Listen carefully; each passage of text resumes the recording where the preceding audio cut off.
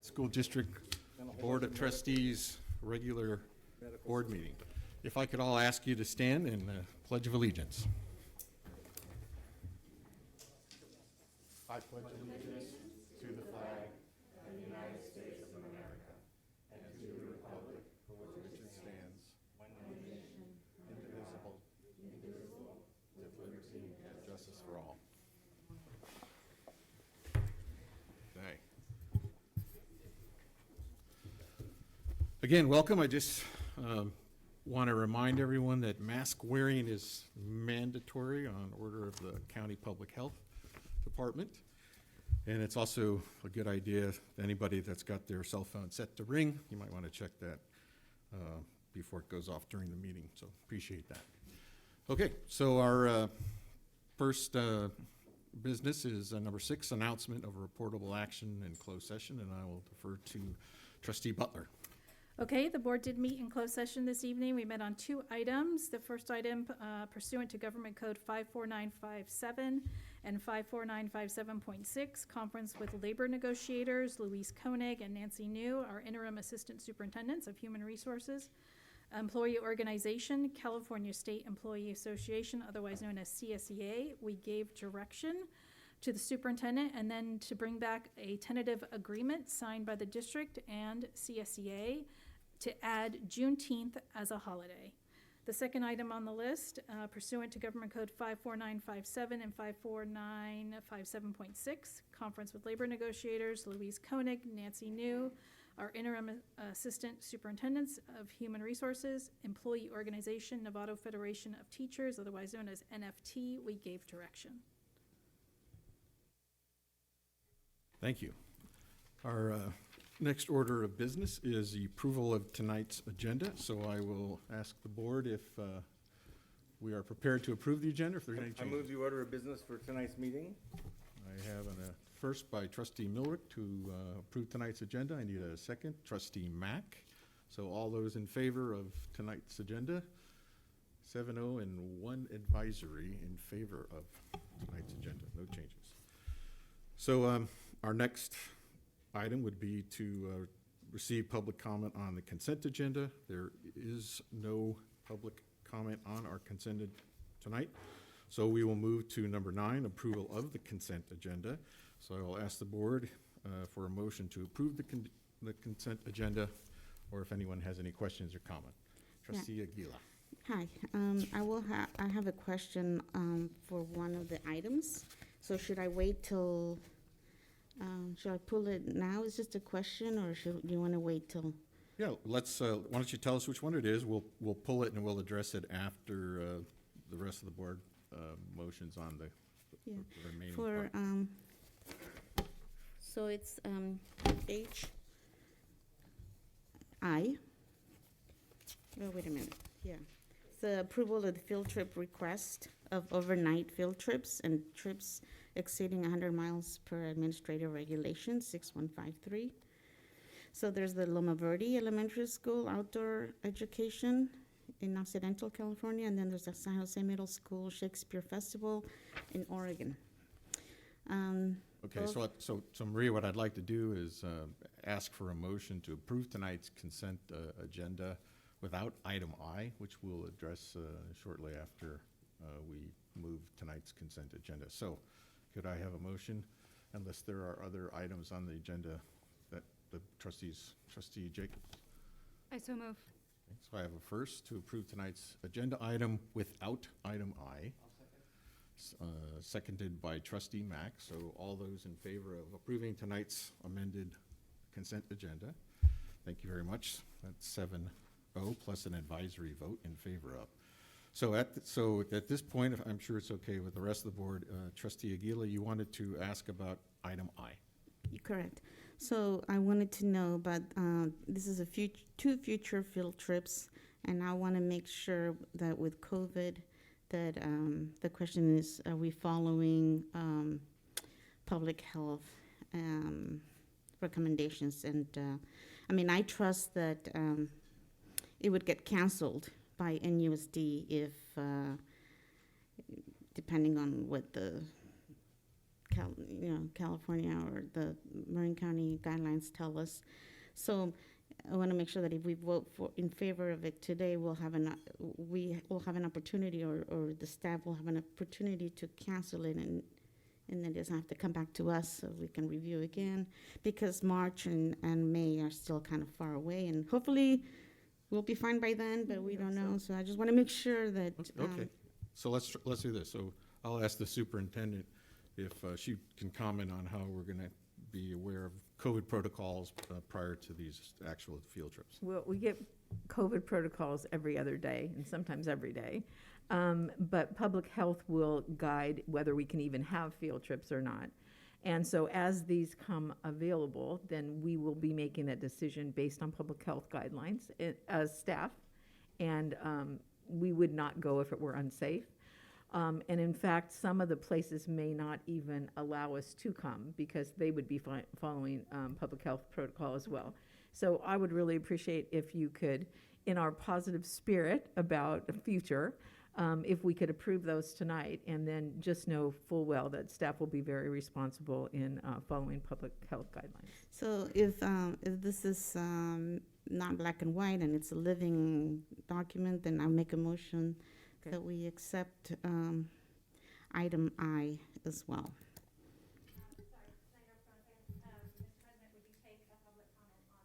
Oh. So I had asked for public comment on the consent agenda earlier, and we had gone ahead and adopted tonight's consent agenda. So I would say the answer to that, to be fair to everyone, is no, it's too late to comment on it from the perspective of it being on the consent agenda. Was there an administrative error or something along those lines? Oh, that's actually correct. So because we pulled the item, it is open to discussion. So I thank you very much for that correction. So prior to, I have a first, so I'd like to get a second on the approval of item I. Before I call the question, we'll take public comment. So seconded by Trustee Miller on the approval of item I. So if we have a public comment, I would like to hear that now. Thank you.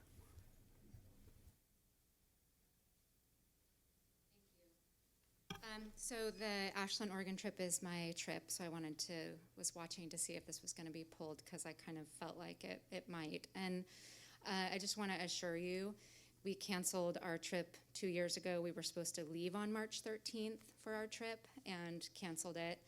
And the great thing about this trip is the theater requires vaccinations. So I'm able to require vaccinations from the students in order to attend because they can't go to the place without it. And so once it's approved is when I can actually purchase tickets and move forward, knowing that we may need to cancel and get reimbursements, but I'm not able to purchase anything until it's approved. So I just wanted to let you know that this is a really important step in our process, and I understand at any time it could be canceled, and I would be in full support of that. So thank you. So I have a first and a second, but before I call a vote after that comment, do any trustees have any additional remarks or questions? All right, so seeing none, all those in favor of adopting I? 7 in favor, 1 advisory in favor. So it is approved. Okay. Like we're having a change of plans back there. All right. Okay, so while we're closing up a door here behind us to avoid distraction, we will move on to item number 10, which are presentations. And this is when Nevada Unified gets to show and be proud of the hardworking individuals that support our public schools here in Nevada. So I'm going to turn this over to the superintendent to introduce item A. Okay, I'm going to ask School Fuel and Tanisa, North Marin Council PTA, to please come up to the mic, or this one, I don't care, wherever you want to go. Because these are the people that work behind the scenes, providing programs, providing support, volunteering, just you name it, they do it. And without them, we would not have the quality of programs that we have that are enriching our kids' lives. And so we wanted to acknowledge them tonight, but we want them to share what they are doing and what they have done and how the fundraising's going. And for PTA, they've just been instrumental, just so fabulous, Tanisa, in helping us get the word about the budget and set up all the PTA meetings that we've been attending. And so we just want to acknowledge and thank you tonight, but we want to hear from you about what you are doing, what we can do to continue to support you, and just to say thank you a million. So I don't know who wants to start, but you can. Thank you. Okay. So I'm Kate McNear. I'm the board president of School Fuel, which is the Novato Foundation for Public Education. And we support students at all grade levels across all Novato schools. And this year we were happy to be able to fund just about $250,000 in grants. We funded over 75 grants in 5 major areas. Those are literacy, visual and performing arts, wellness, technology, science, and math, and student success and engagement. And if you'd like to see the full list of those grants, you can look at our website. It's novatoschoolfuel.org. And I also wanted to take just a moment to really thank all of our parent volunteers, our educators, teachers, and administrators. It's been a really difficult couple of years. We know this, and yet we're still seeing all this creativity, all this innovation.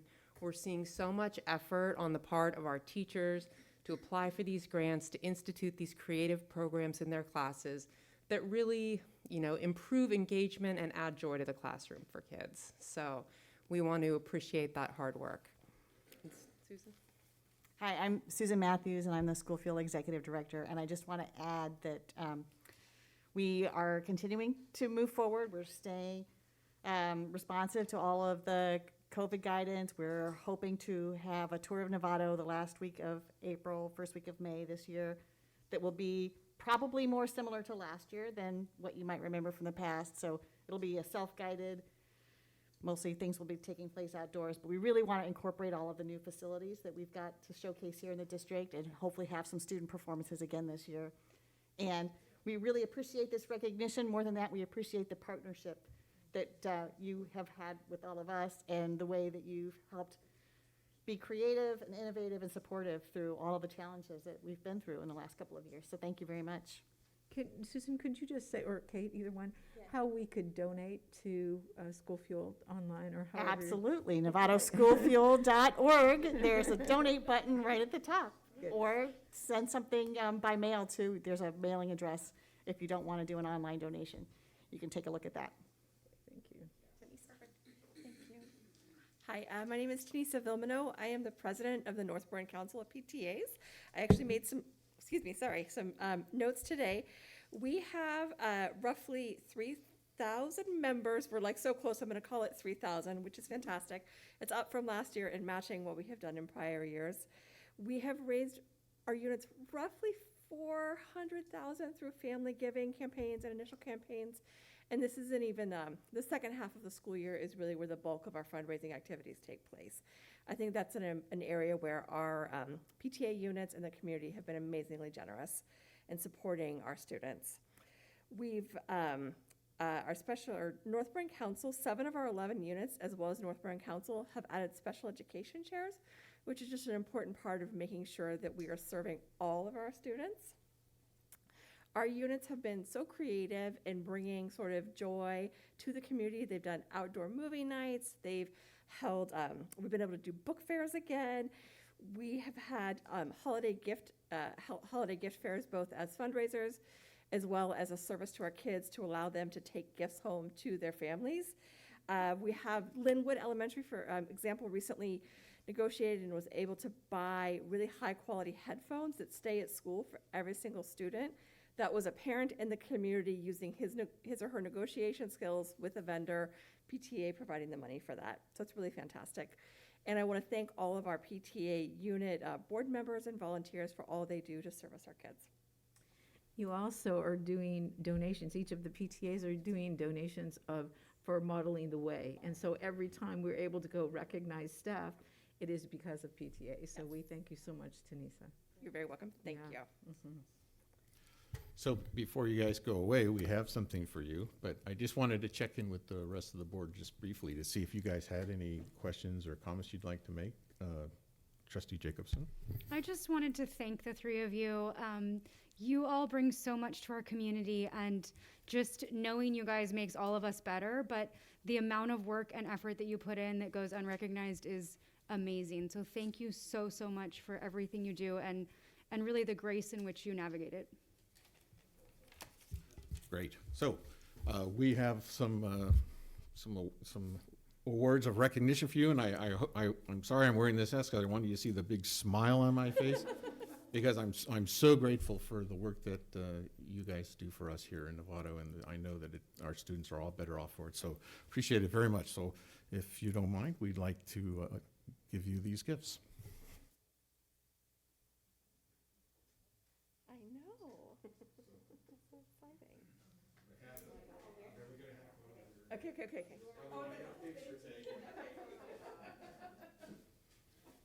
So this on behalf of our school district, school, get your own logo, and for you, and for the town's PTA, and Trustee Butler, and you guys want to do this together? Or? Yes, please. Yeah, let's all together. Absolutely. Ready? Okay, 1, 2, 3. I can see those big smiles.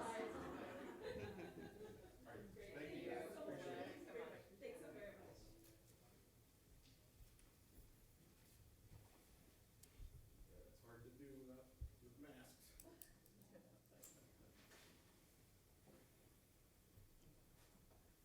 Okay, so next we would like to invite our Marin County Office of Education representative to step up and give us a presentation regarding our district budget and our goal of financial responsibility.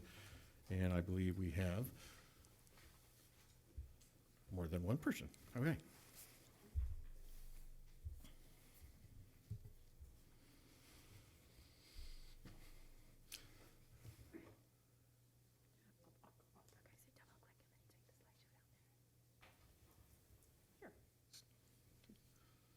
Safer that way.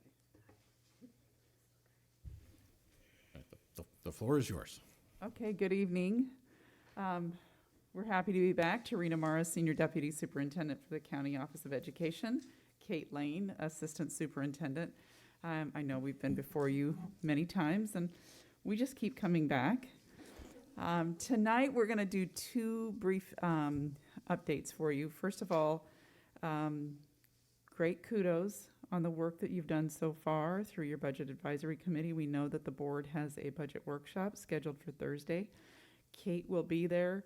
I unfortunately have to be at another school board meeting, so I won't be able to attend. We're splitting our duties that night. But from what we understand, there's been a great deal of work done, and we anticipate and look forward and in advance want to thank the board and the community for all of the really hard work that you're engaged in right-sizing your budget for the future. We just completed our first interim review of your first interim budget. The letters will go out on Friday. From that letter, you will all see that it is acknowledging pretty much what I just said, that we're anticipating, and for the most part, great job, you're going in the right direction. We anticipate what we'll see at your second interim to incorporate the budget changes that will come out of your Budget Advisory Committee work and your budget workshop. Anything you want to add, Kate?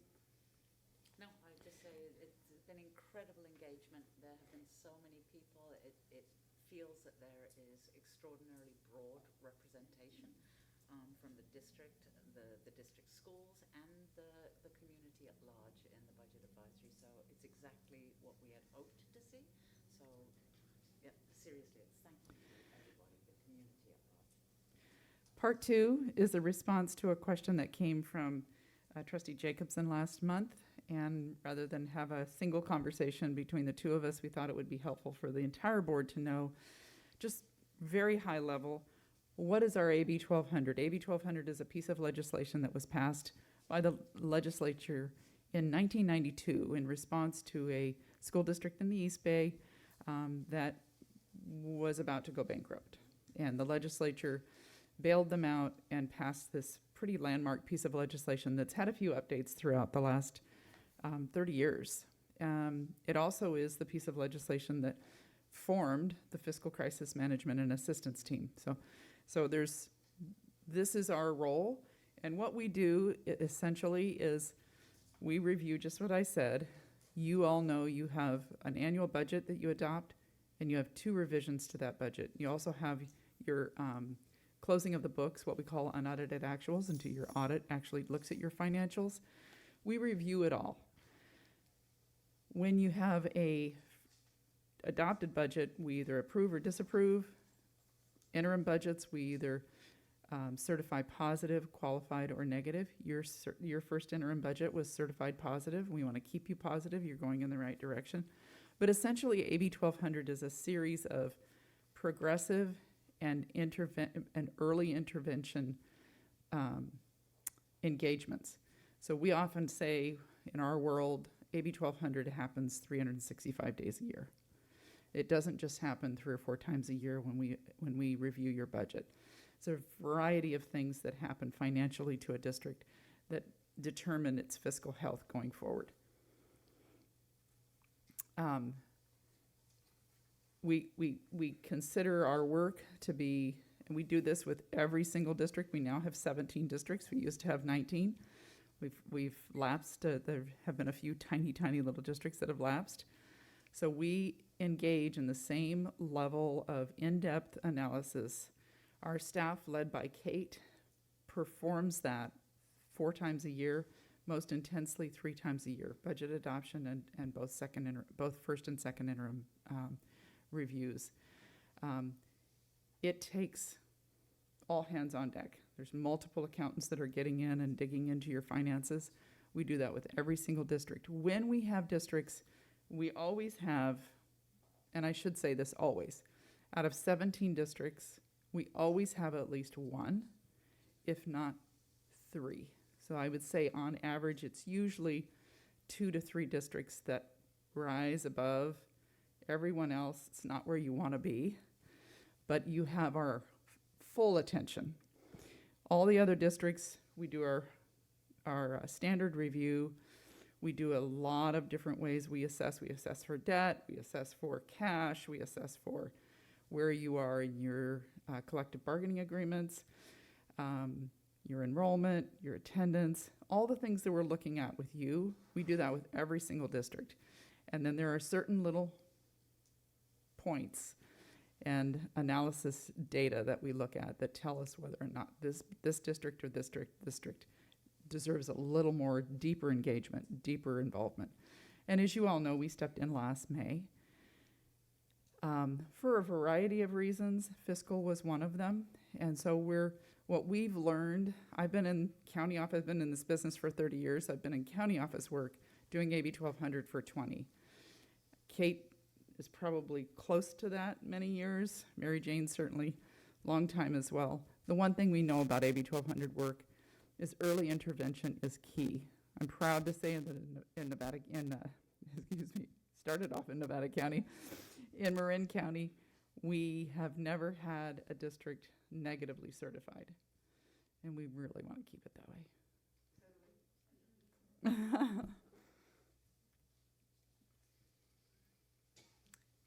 Indeed, I have never had a negatively certified district in my career, and I fully intend to keep it that way. So we really do believe in early intervention. It is the whole point of AB 1200.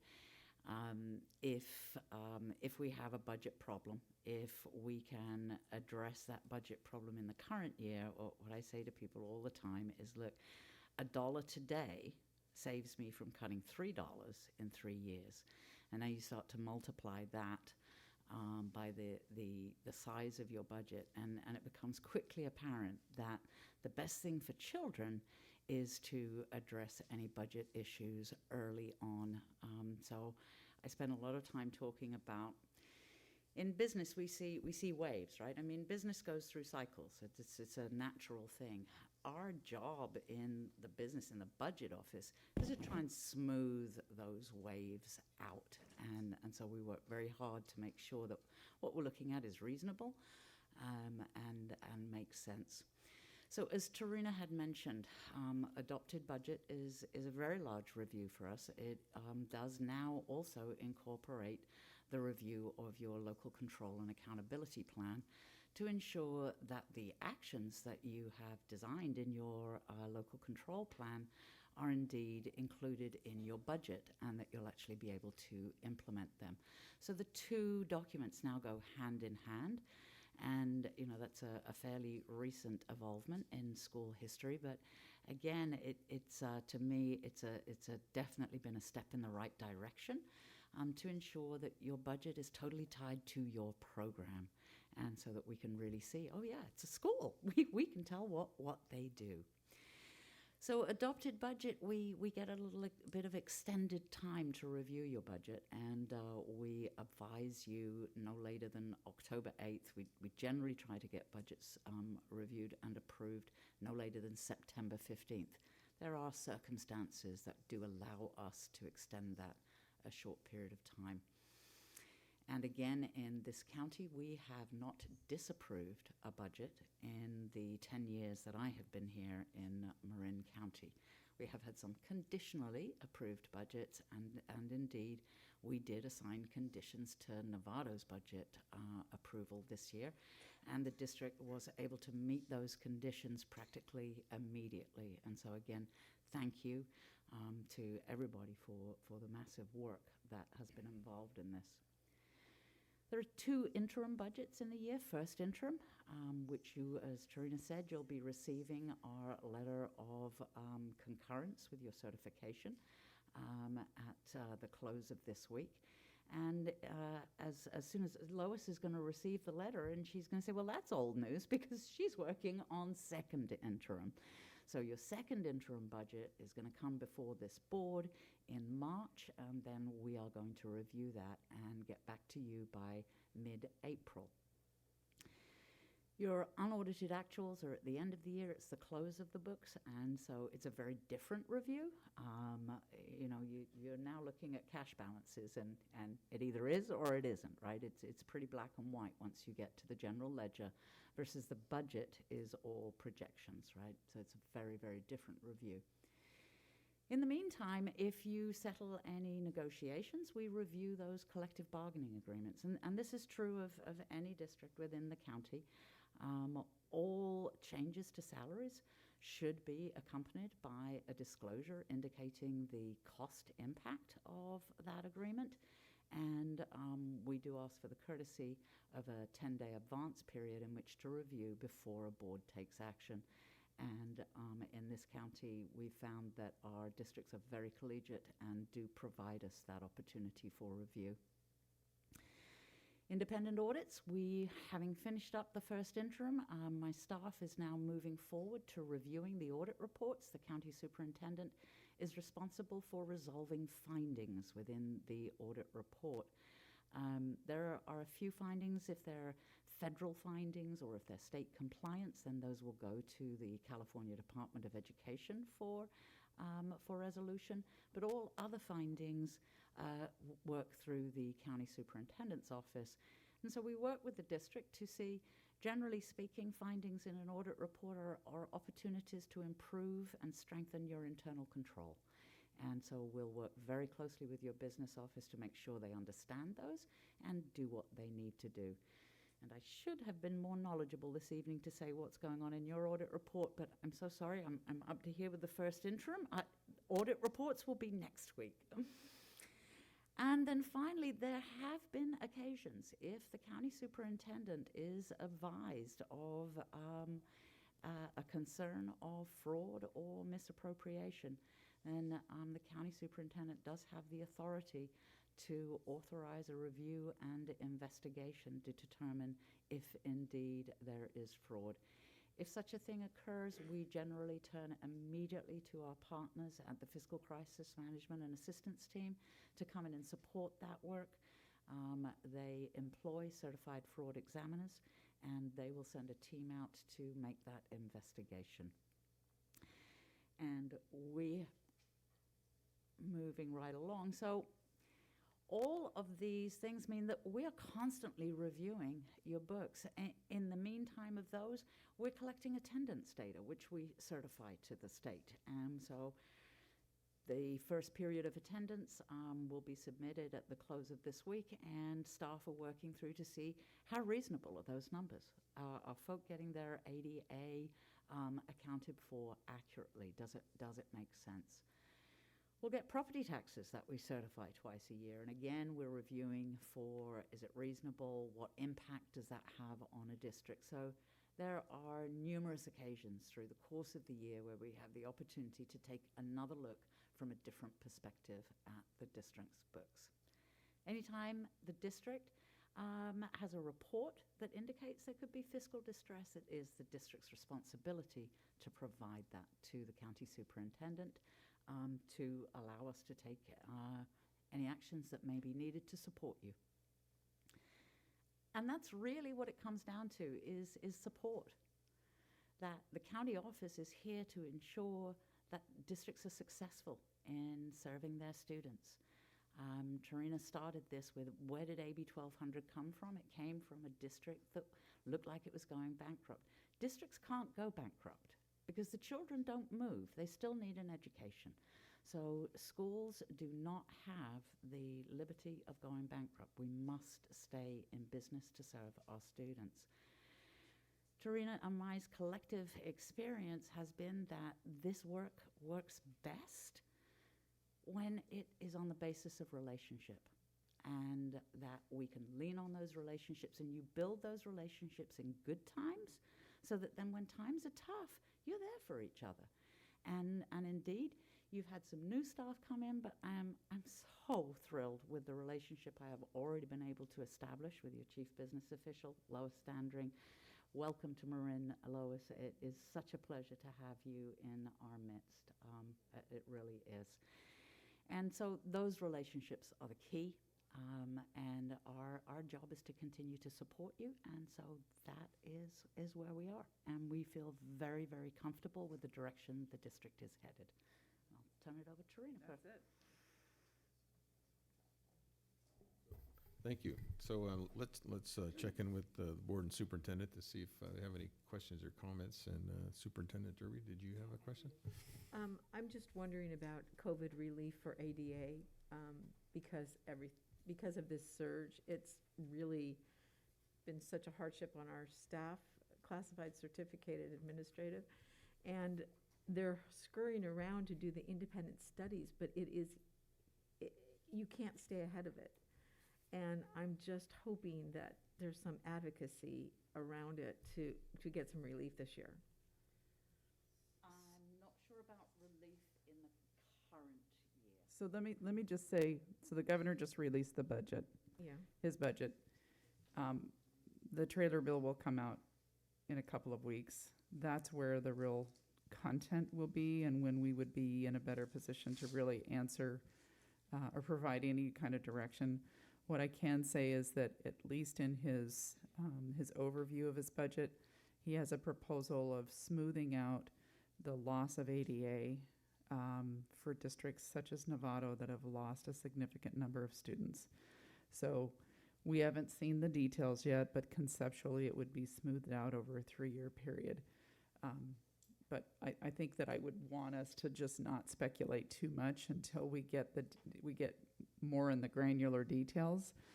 There is that at least tells us that there is an acknowledgement at the state level that this precipitous drop in enrollment that many districts across the state are being faced with, there's no way you could have planned for that. And there are many districts like yourself that are finding themselves financially reeling from it. So this will allow a little slowing of the loss. Doesn't mean that you won't eventually lose those kids in terms of funding, but we anxiously await the details. Yeah, and I would just add to that, Jan, that your question is about the independent study for students that are out on COVID quarantine and so on. Yeah. Again, there's acknowledgement, but we don't have the details that the governor is indeed looking at independent study regulations, and how could they make that easier for districts to comply with that. Which in always real makes time. us a little nervous when they try to make things easier. So, don't hold your, I mean, we're holding our breath that it actually is gonna make it better, but at least we know on the onset, the intention is there. All right, thank you. So any other questions, comments from Trustee Miller? So I'm in spite of the governor's budget today and musing about what might be a good thing or a bad thing, like you said, be careful of good news. It's always, there's always something hidden inside of it. I assume the expectation from your office is we continue as diligently as we are in looking for every penny, cutting every corner, making sure we are as efficient as we possibly can. It's a very good question, Trustee Miller, and here is why that message is stronger than ever.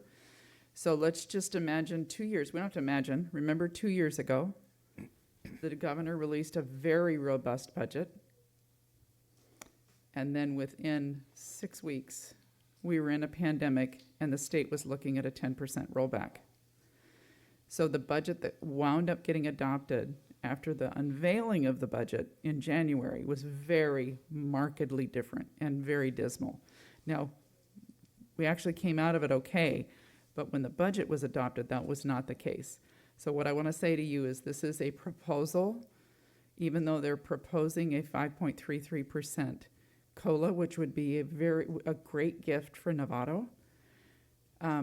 You can't bank on anything right now. You have to go with what you know. You have to continue the course you're on. This is the expectation we have as a county office, because we don't know what's going to happen in the next 6 months. I mean, you are here as our oversight agency, and like anybody else in the room, your words are very consequential to us, and we need to listen closely. So Great. Thank you for clarifying. Don't take your foot off the gas, Dr. Derby. No. Any other Or- questions or comments tonight? Okay, so seeing none, thank you guys very much for being here tonight, and we will see you soon, I'm sure. Thank you very much. So we will continue on to item 11, which is our announcements by the board superintendent and our student board members. So I will turn it over to our student board member for any announcements. So our school is really excited to be back after a 2-week break. We have an upcoming 4-day weekend, and we have our spring club fair the day we return on the 19th at lunch. We have new clubs, and then we have old clubs renewing. We are going to have a spirit week just because we feel like it's something that the students will like and find uplifting almost. It's going to be a versus spirit week. So we have dress to impress and dress versus dress to rest, which is a Monday. We have swap day, students dressed like teachers and teachers dressed like students, which is a Tuesday. We have hero versus villains, Wednesday, country versus country club, Thursday, and neon versus neutral, Friday. We are working on senior posters to recognize our winter senior athletes, and then our sophomores are preparing for their Valentine grams, and as well, we, the class, are preparing for Valentine activities such as hearts, lunchtime activities, etc. Class of 22 is finalizing prom details. We will be hosting a webinar to inform families and hear more details on what is going to be adjusted and what needs to be changed. And lastly, MSA musical The Young Frankenstein has been postponed to be opening on March 4th, and MSA dance choreography event day is still in the works, and that's about it.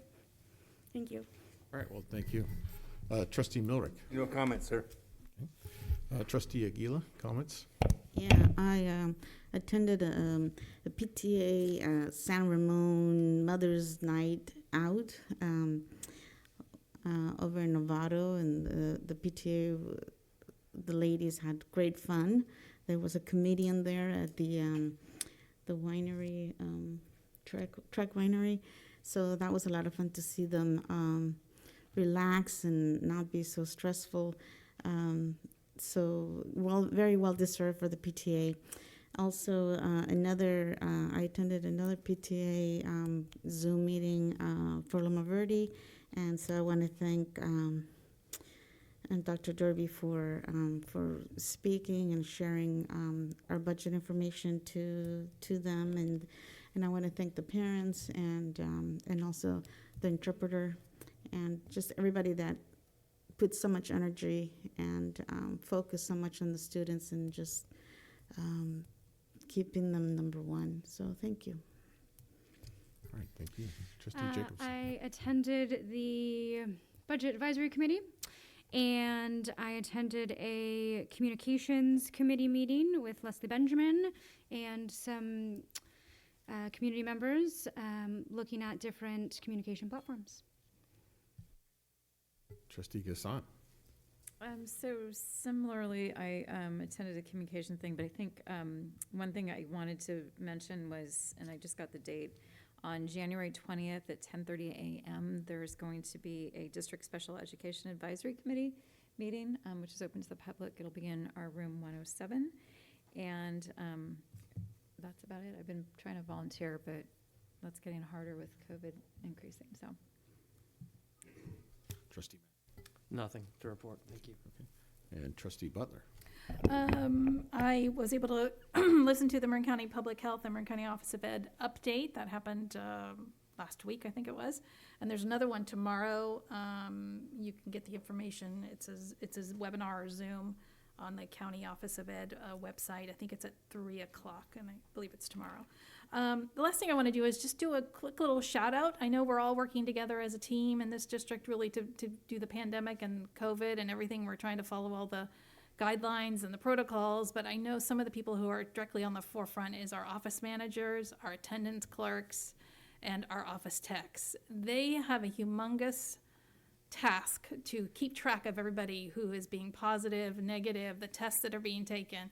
So I just want to do a shout out to say thank you for the work that they're doing. Also to Leslie Benjamin, I see her back there. She worked tirelessly over the break. I don't know if she had a winter break. I don't even know if our superintendent had a winter break. So just to know that we recognize you and we see what you're doing, and thank you very much for keeping our students safe, and to those office staff as well for keeping that track. I know they're going way above and beyond what they're typically do in that, but I just want to make sure that they get recognized. Thank you. I don't have any comments tonight, so I'll just move to Superintendent Derby.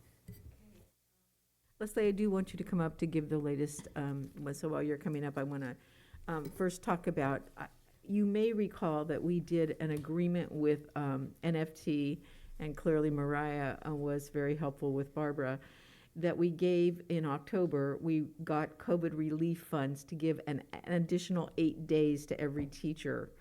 And so they have that on top of their annual 12 days. So there's been some confusion around that, and so many people are having to be out because they have to quarantine. I just want to announce it again that every teacher has 8 days in addition to their own sick time that they would use first before they had to use their sick time. It's really important.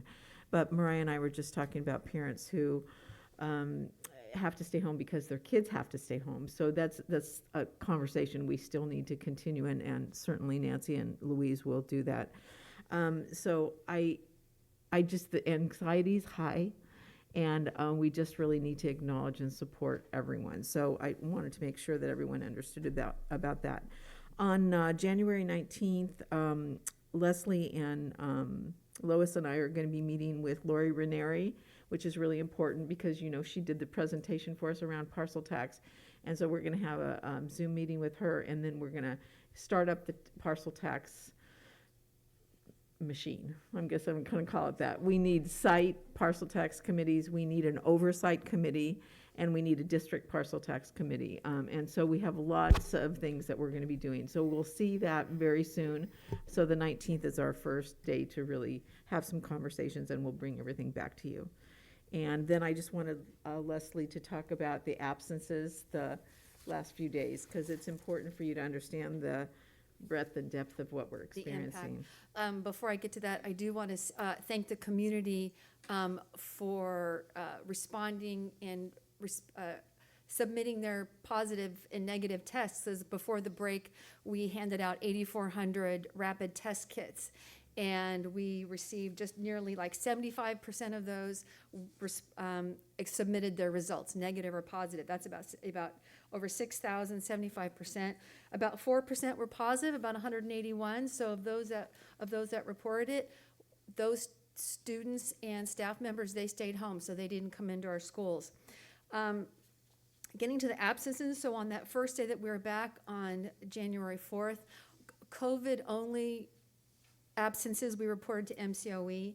We had about 3.75%, about 35 staff members absent, and about 281 students absent. This is for just COVID-related. That was specific. And so that was about 3.74% for staff, about 3.8% for students, about the same. Now here we are a week later. I've asked for total absences, and we're still, for staff, about 34 staff were absent today, about 4%. But for our students, it's jumped up to about 16.5%. So there's about almost 1,200 students that have been absent today. And that's about a 16.5% absence rate, which we generally run about 5%, 4% or so. So this is the impact that's having on our system right now. On another good news, I want to say that from the efforts of Marin Public Health and the Marin County Office of Education, on Friday they called, and we were able to get another shipment of rapid test kits that we can use for symptomatic students and staff, and also for them to return to the classroom. And we'll also be receiving some more test kits from the state. So we're in good shape right now. I mean, it came in at the right moment, because the schools have been calling for test kits because they were running out, because we're really in this Omicron surge at the moment. So, and there was another update today, Debbie. So it'll be something more tomorrow. You know, Marin Public Health has really been really staying on top of it. They're waiting for the CDC and California Department of Public Health. I know it's really frustrating for all of us, but they're working as fast as they can. So, thank you. Okay, thank you. So that will conclude our announcements by the board and superintendent and student body board representative. Our next agenda item is non-agenda, no, yeah, it is. It is, next is a non-agenda public comment, and we have, I think, 6 total non-agenda public comments tonight, so with the board's permission, I'll go ahead and have them come to the microphone. The first one is Mariah Fisher.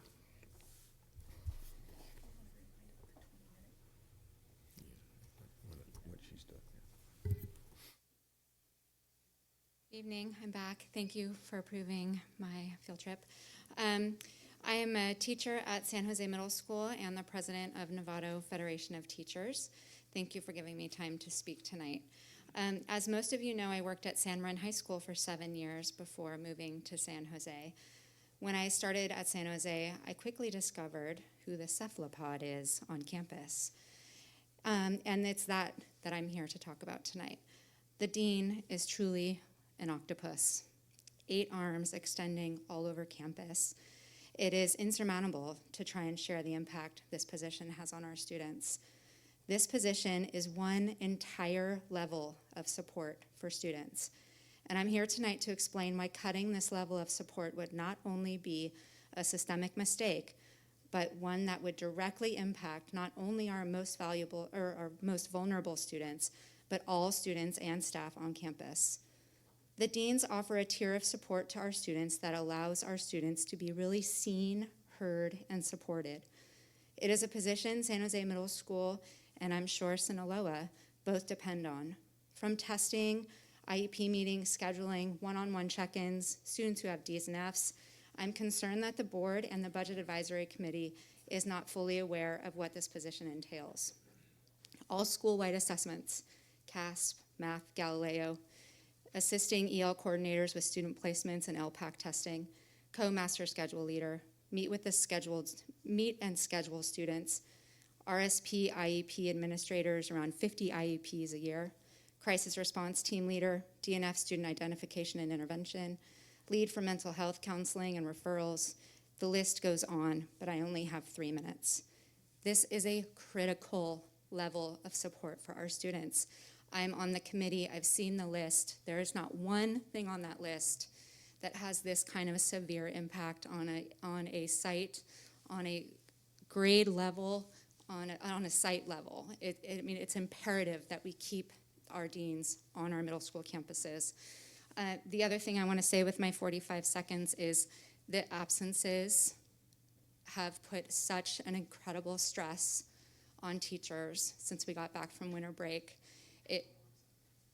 We're not really sure how we really can get through this. We need time with each other. We need time to collaborate. We need time to brainstorm, and we don't have that time. And so I ask that we really try to think about the professional development day on Tuesday, carving out some time for us to figure out how to get through the next couple of weeks. Likewise, Wednesday afternoons. We really need time, and I ask that you try and give it to us. Thank you. Okay, thank you. So I forgot to mention at the beginning of this particular agenda item, because these are comments that are not agendized, the board cannot respond. That's not to say that we're not listening, taking notes, and that we may pick up the issue or not. So I just wanted to let people know that non-agendized items cannot be addressed tonight by the board. We set aside a total of 20 minutes during this time of our meeting, giving each one of our speakers 3 minutes. So having said that, our next speaker is Michelle Levin. Mitchell Levin. Thank you, Mitchell. Thank you for letting me speak this evening. I am a parent of a daughter that is a junior in the high school system here. She's a healthy young lady, 4.2 GPA, and a varsity athlete. This kid wants to become an orthodontist. She's very driven. She hasn't seen a bee since middle school. She's healthy. She got COVID, and she got healthy from her normal immunity in her body. Her brother got COVID, he got healthy. All their friends, unvaccinated at the time, got COVID. Guess what? They all got healthy. We are vehemently against any mandates for vaccines. It's an outrageous overreach, and it's against federal law. We, the parents, are allowed to choose how we govern our children's medical decisions, not you. It's overreach. Now, in the legal field, there's something called reasonable doubt, folks. And I guarantee you, everyone sitting in front of me knows tons and tons of people that are getting really sick that are already vaccinated. These, if you take a look at the VAERS site, you will see it's only 1% to 2% reporting, and there's so many deaths and so many sick people. A lot of women are getting terrible menstruation problems, myocarditis for young men. If there's reasonable doubt, you have to operate on a higher level of morality here.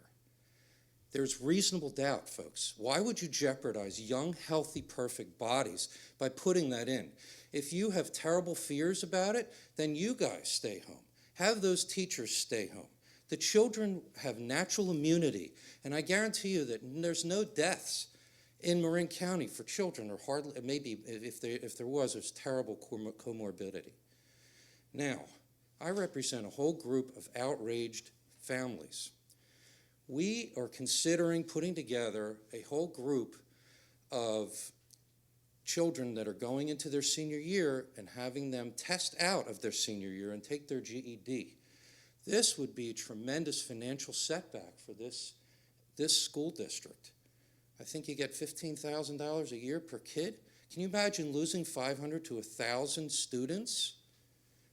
We are organized and we are lawyered up.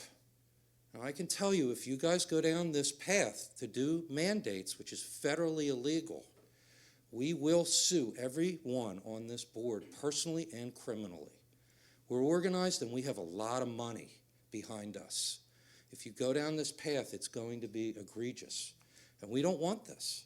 So do the right thing. Think about how everyone, all these young kids are healthy, okay? Legal up, lawyer up, guys, because this is going to happen. So that concludes your 3 minutes. Our next speaker is Marion Levin.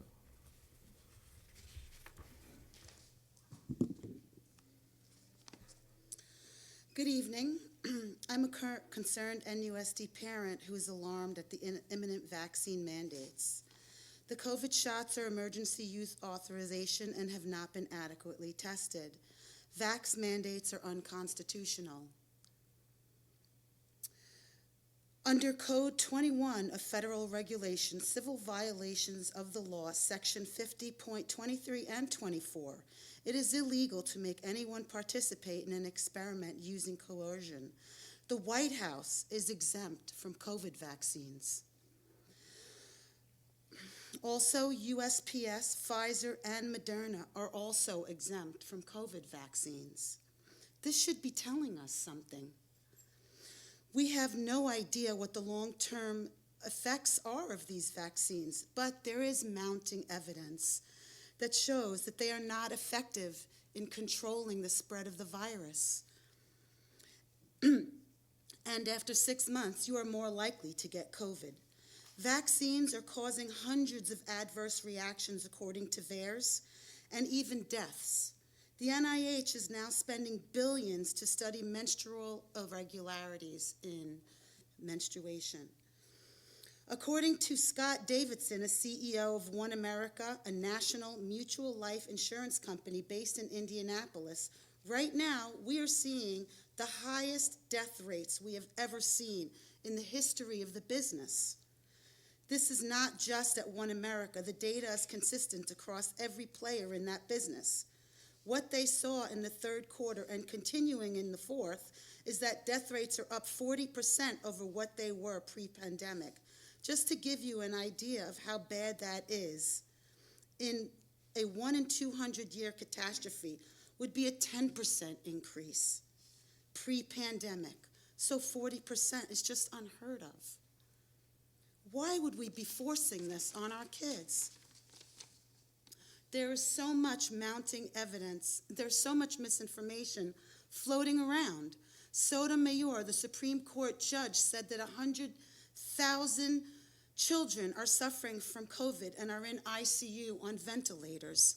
However, the CDC director, Rochelle Walensky, argued that the number of children's COVID cases are fewer than 3,500. Walensky said in an interview that deaths among young people are only 0.001%.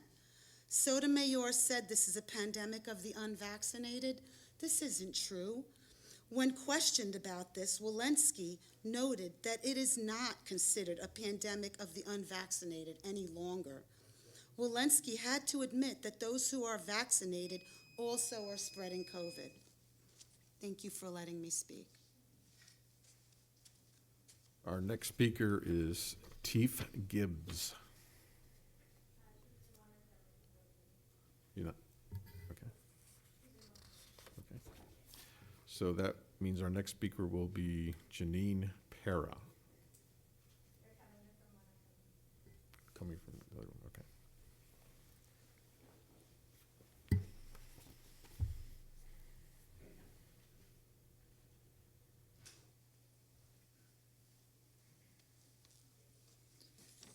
Show me the money. We all know that the school districts are receiving millions of dollars in COVID money through the CARES Act as bribery from the state and the federal government to continue COVID protocols on children. Masking, vaccinations, social isolation, kowtowing to the teachers union. The amount per child is somewhere in the range of $1,500 to $2,500 per child. You are hurting children for the sake of money. I object to these masks. These masks are not going to save you from COVID. Unless you have a documented case of natural immunity from COVID or a T-cell immunity, guess what? You're gonna get COVID. Because you are gonna get COVID, you're gonna get COVID, everyone in here will get COVID if you haven't already gotten it. Masks are theater. They indicate your part in the COVID cult. And you know what else is disgusting? Making children wear masks. Children are not at risk of COVID. The case trajectory is the same as it was last year here in Marin. This is a seasonal illness, like a cold or a flu. Children are more at risk with the flu. Children are not going to die of COVID. Children are going to die of psychological damage. Children are going to die of suicide. Children are going to die by being isolated. Children are going to die of alcohol poisoning. Children are going to die of drug overdoses. Children are not going to die of COVID. Stop masking our children. Stop pushing the vaccines on them. Stop making them afraid. Stop having them live in fear that they are going to die from being at school and being with their friends and playing sports and being without a mask. The vaccines do not stop transmission of the virus. They do not stop you from getting the virus. The COVID vaccine is ineffective and obsolete. Stop pushing them on children who are young and healthy. Hundreds of children tested positive before going back to school after the holidays, and you know what that means? Absolutely nothing, because none of them are in the hospital. Some of them may have gotten sick with a sore throat, sniffles, a fever. So that happens every year. When you do mass testing, you're going to find mass illness. There is no justification for an emergency. There is no justification for masking children, especially when it doesn't work. There is no justification for vaccinating children against an illness that does not kill them. There is no emergency. Stop hurting children. And if you want to increase your enrollment, stop this nonsense, stop pushing masks and vaccines on these children. Thank you. Our next and final non-agenda public speaker is Jeffrey Pocharel. I was next, Janine. Oh, did we, so, I'm sorry, I misunderstood that, It's okay. okay, so. We're good. You are? Good. Janine. You are Janine, all right. Janine, please. Got me? Okay. We have heard from our county's health officers. No, I have breathing problems, so I've been told I have a medical condition. So I hope you restart the clock. I was interrupted. We have heard from our county's health officers that whether one is vaccinated or not, Omicron is hitting everyone the same. I know many fully vaccinated people, including children, who are sick with COVID. Why do we have unjust and discriminatory measures that are being pushed on parents and students? Only a vaccinated person can watch an indoor school sporting event? Only a vaccinated parent can assist in a classroom? A vaccinated person has less restrictive quarantine guidelines? What about natural immunity? This discrimination has no scientific basis. Even the pharmaceutical companies claim that the shots don't stop transmission or infection. More than 16,000 doctors and scientists have signed the International Alliance of Physicians and Medical Scientists Declaration stating this, that healthy children shall not be subjected to vaccination as their risk of infection is negligible and long-term safety cannot be determined. Not only are children at high risk for severe adverse events from the shots, but healthy, unvaccinated children in the population are crucial to obtaining true herd immunity. As of now, more healthy children have died from the vaccination than from the virus itself. And that was what the declaration said, the people, the scientists and doctors. When school districts, public health departments, the AMA, the FDA, and CDC are all captured and are following guidelines because they are paid to do so, they fail to protect our children. We as parents will rise to the call. Stop the ridiculous measures that are causing damage to our children. Thank you. And I have a gift for two of my friends. Jan Derby, I hope you take that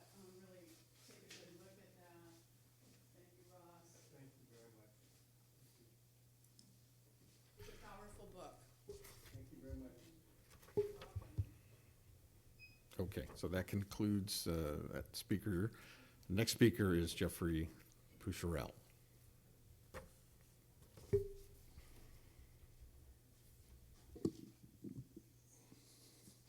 Thank you. It's Jeffrey Pickerel, Sausalito. Good evening, board. Honored to be here. To be able to speak, I wanted to say, thank you also to the parents and concerned citizens who come here to give their commentary and all the work that they do to try to come up with the facts. So, with the rush of new Omicron cases, along with the rush of vaccine mandates, the COVID idea, that of the legitimacy of a vaccine mandate is starting to fall apart, not only factually, but also legally. In December, San Diego, there was a lawsuit against the San Diego Unified School District for imposing a vaccine mandate, and it was found that, in fact, the judge affirmed that this is the jurisdiction only of the state to a vaccine mandate, and any new vaccines that are added for children have to include a personal belief exemption. So I also want to say that also was affirmed this week in Alameda County. So I would recommend you make a resolution along with the 150 school boards in the state that are saying we will not do a vaccine mandate. I also want to say that I appreciate that this board and every other school board has a difficult position. We know that $12,288,000 was received in COVID relief money just by Novato Unified, and then another $84,877 by Novato Charter. And with that money came terms and conditions for fulfillment. And we know that that was universal masking and vaccine mandates. And at a certain point, there's a bigger threat. The Marin Independent Journal this week ranked Marin County #4 in the region for a 24% increase in departures, families leaving the county. San Francisco, Contra Costa, and Sonoma counties were in the top 10. So why? Quality of life. And mostly they would say vaccine mandates. So as an impact to this school district and really the way of life, as you've heard, these discriminatory policies that keep parents from coming to their children's sporting events based on vaccination status, they really have no ethical grounds, nor do they have legal grounds. And I would just urge this board to make some resolutions based on ethics and maybe stop worrying about the money so much. But thank you, that's all I wanted to say.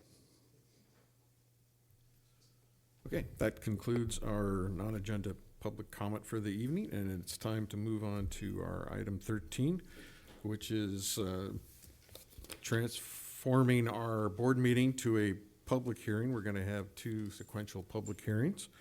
So I'm technically obligated to open a public hearing for our next agenda item, which is the naming of the baseball field at San Marin High School to honor Mark Whitburn.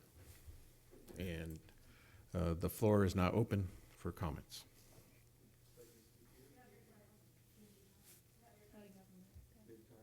Oh, and I do have, okay, on my second meeting. So our first speaker is Jim Wanzak. You could please introduce yourself. And I'm terrible at names, and reading people's handwriting is a weakness of mine. That's fine. Thank you for allowing me to speak today. My name is Jim Wanzalak on behalf of Mark Whitburn, San Marin High School class of 1984. There are several iconic names at San Marin High since the school opened its classrooms in the late 1960s. Ron Butori, John True, Bill Stuyvesant, Hank Morosky, and the man sitting back there, Mark Whitburn. I met Mark when he became my English teacher at Sinaloa in 1978. And since that day, he has been an integral part of my life, helping me shape it for the better in too many ways to count.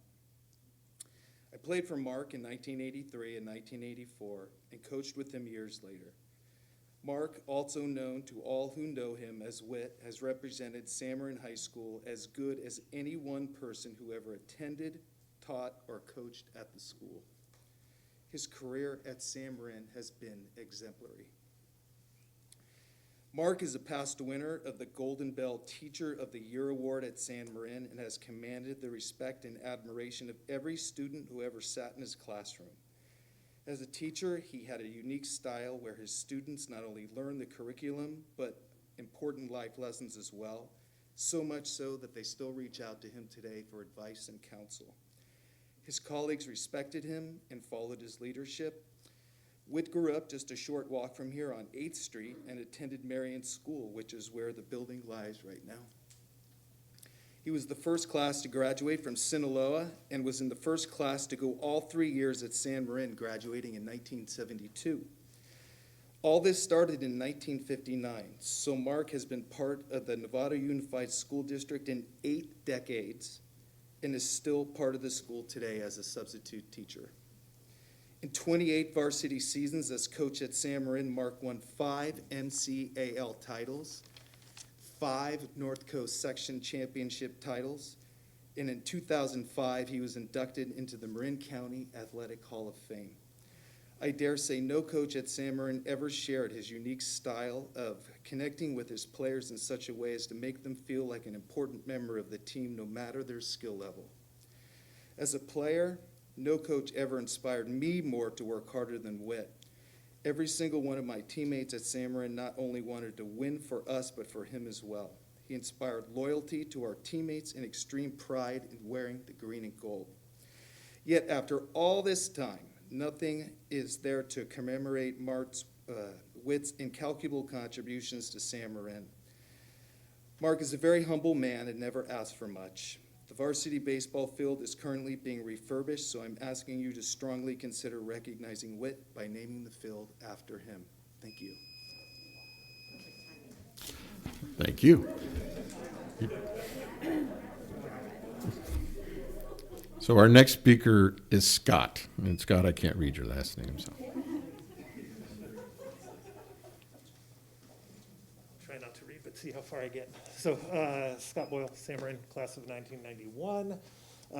I was lucky enough to not only be a student of Whit's, but also play on his baseball team and also coach alongside him for several years. Thank you for having me to speak tonight. One thing that I always talk about when people ask me of Whit is I let his Hall of Fame baseball coaching career speak for itself. I'd rather focus on him as a teacher and the impact that he had on my life and the lives of the other students that were in his classroom. Whit always kind of took a very simple approach, whether it was coaching or it was teaching, and the first thing that was always present in our experiences with him was that we belonged. He took the time to understand who we were as people. It didn't matter of us being students, it didn't matter of us being athletes. He was interested in the person in our lives outside of the school. And he used that and really used it in a way to really create a sense of interdependence within his areas of expertise. Our classrooms, we knew what it meant to be a part of the San Marin community. And we knew what it meant to be a community member within the classroom and within the greater student body itself. It was really important that we also understood that we needed each other to get by. We needed each other to get through. And we needed each other to get to that ultimate graduation place and beyond our high school years. Mastery, always a super important part in Whit's classroom. He took the time to work with us, to walk through step by step on what was needed to get to the end goal. This wasn't always done in the classroom as a group. He left break rooms open, he left lunchtime open. He sacrificed his free time so that we had time to meet with him and take advantage of learning what we were trying to learn. And he had very challenging classes. I was one of them, I know. It was difficult at times. Laughter, we never walked out of the classroom without laughing. We never walked out of his classroom without a smile. You never passed him in, well, there's no hallways in San Marin, or there wasn't then. You never passed him in the open space without having a greeting and a smile on your face. And what this led is to people wanting to be more and then what they thought they were capable of, and it was the leadership of there. So the naming of Mark Whitburn Field is more, or as equal of a dedication to a lifelong servant to the San Marin community and San Marin High School. And it's a recognition of someone who was so humble that would never ask for a thing, but gave his whole life to this community. So thank you very much. Thank you. Next is Jamie Vodatone. Jamie, you're going to have to introduce yourself when you get up here.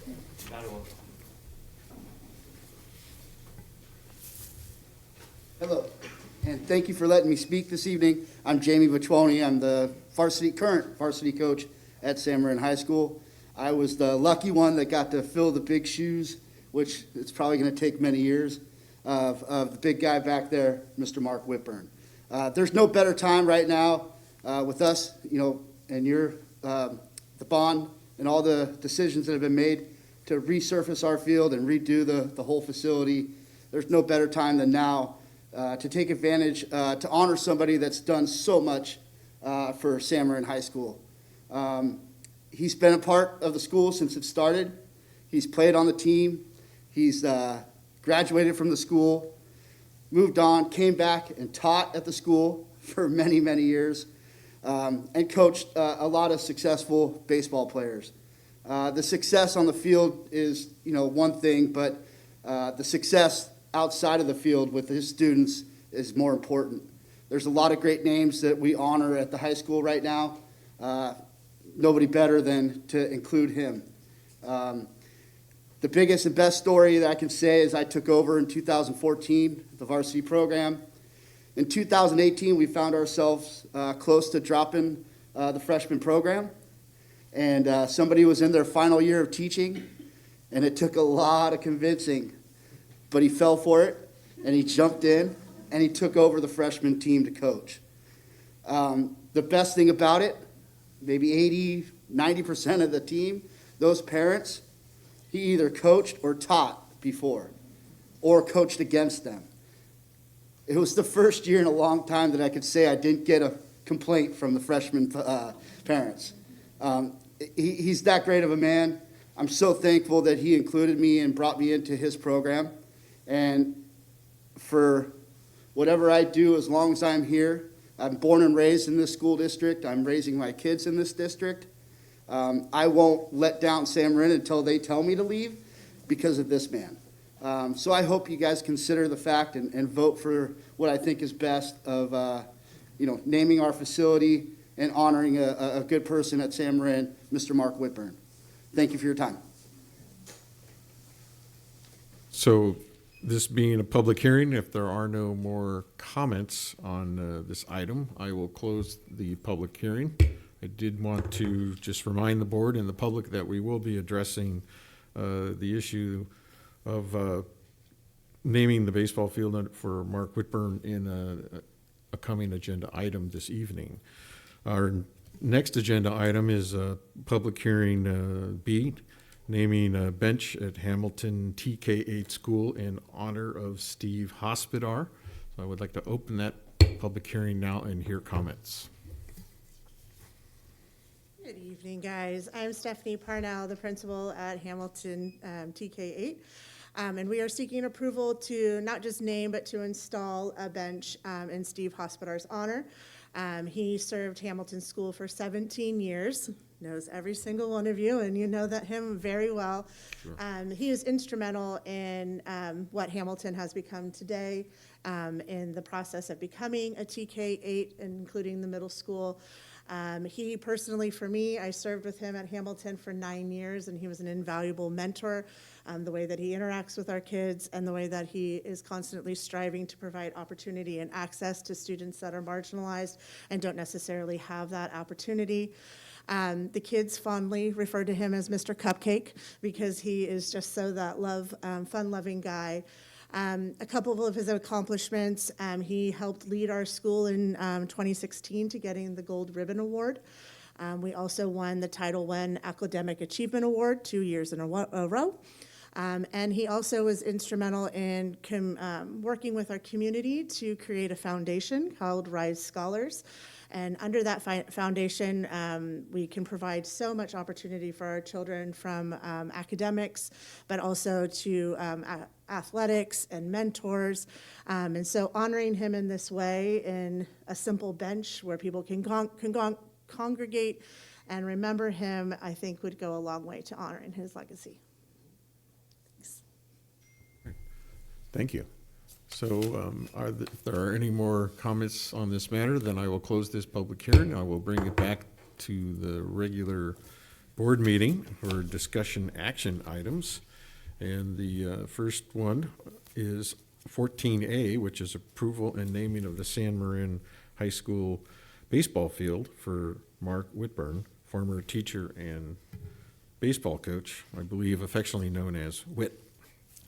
So comments, or is there a board present? Are you going to present, or should we just ask? I think it's just to Just- make sure that we're honoring Mark, and the fact that he's here is a big accomplishment because he didn't want to be here. Which is, Yeah, you know, Quickly, or he's going to escape. okay. All right, Trustee Millerick, and then we'll so recognize Trustee I would Miller. like to make the motion to approve the naming of the field for Mark Whitburn. Mark, you and I have known each other since about 1990, 1991. We've crossed our paths of on that campus. The most important thing that I heard tonight that I knew but I hadn't sunk in is that the impact you've had on students isn't on the ball field, it's in their hearts and their minds, and that here they are showing up decades later and still expressing how important it was. The time you spent with them then has given them the foundation to move to where they are now. And that is something every teacher in this district should strive for, every superintendent for it, every board member, every administrator should strive for that touch for human life, and I would be honored to be able to make the motion. Very good. Trustee Mack? And I'll second it, and you stole a bunch of stuff I wanted to say, but Yeah, I'll of course, repeat it that's why I anyway. got first, because I knew you were gonna do that. But I really want to reiterate the comments that reflect the work that was done in the classroom and off the field. Building character, building our community, you're a great example of that. And I really hope that all of our coaches from both of our high schools look to your example for how to build citizens in our community. And I really appreciate that. And then on top of that, the results speak for themselves. Yeah. In terms of competitive. So you did it all, and very impressive, and really absolutely endorse this move. And really appreciate that the former players and coaches came out, and Mr. Wanzelak, the Alderetti family, says hi. And once again, really appreciate this. Thank you for everything you put into this district. Okay, so Mr. Whitburn, if you'd like an opportunity to address the board, this would be your opportunity to do so. You think baseball's tough? Just treat us like a bunch of freshman baseball players.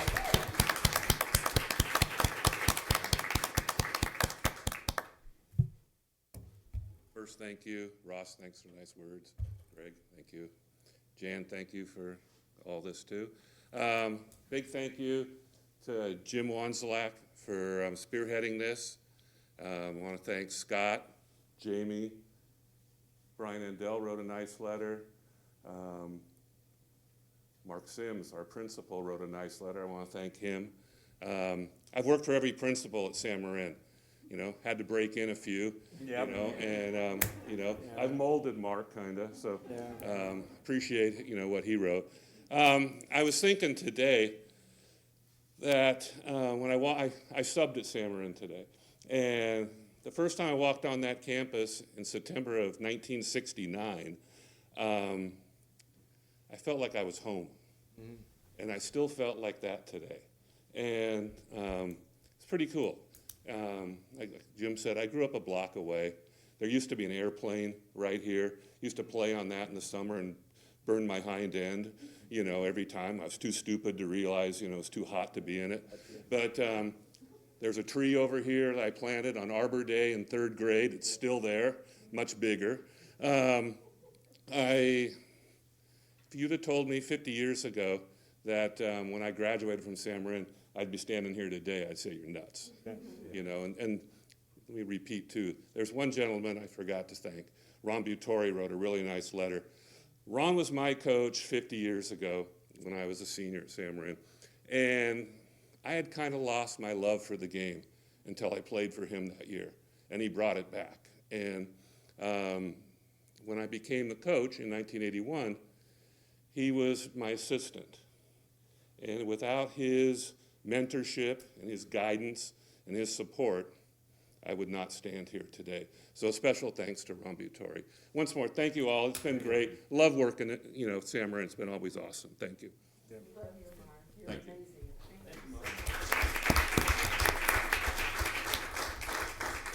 So before I call the question, let me just thank you on behalf of the Nevada Unified School District for your dedication and service to our community and to the education of our young people. So, having said that, all those in favor of naming the field? I see 7-4 and 1 advisory vote in favor. Congratulations, we now have a newly named baseball field.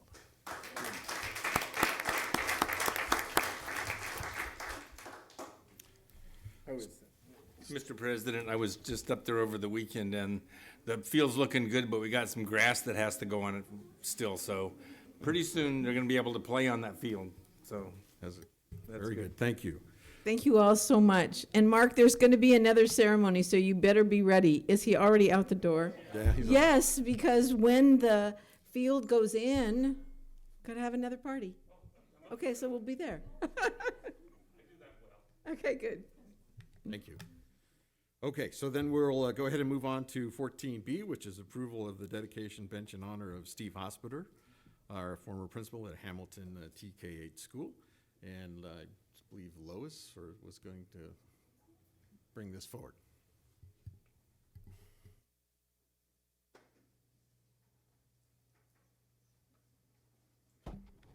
I think Stephanie put it well, and we're just here to have you approve it, and if you have any questions.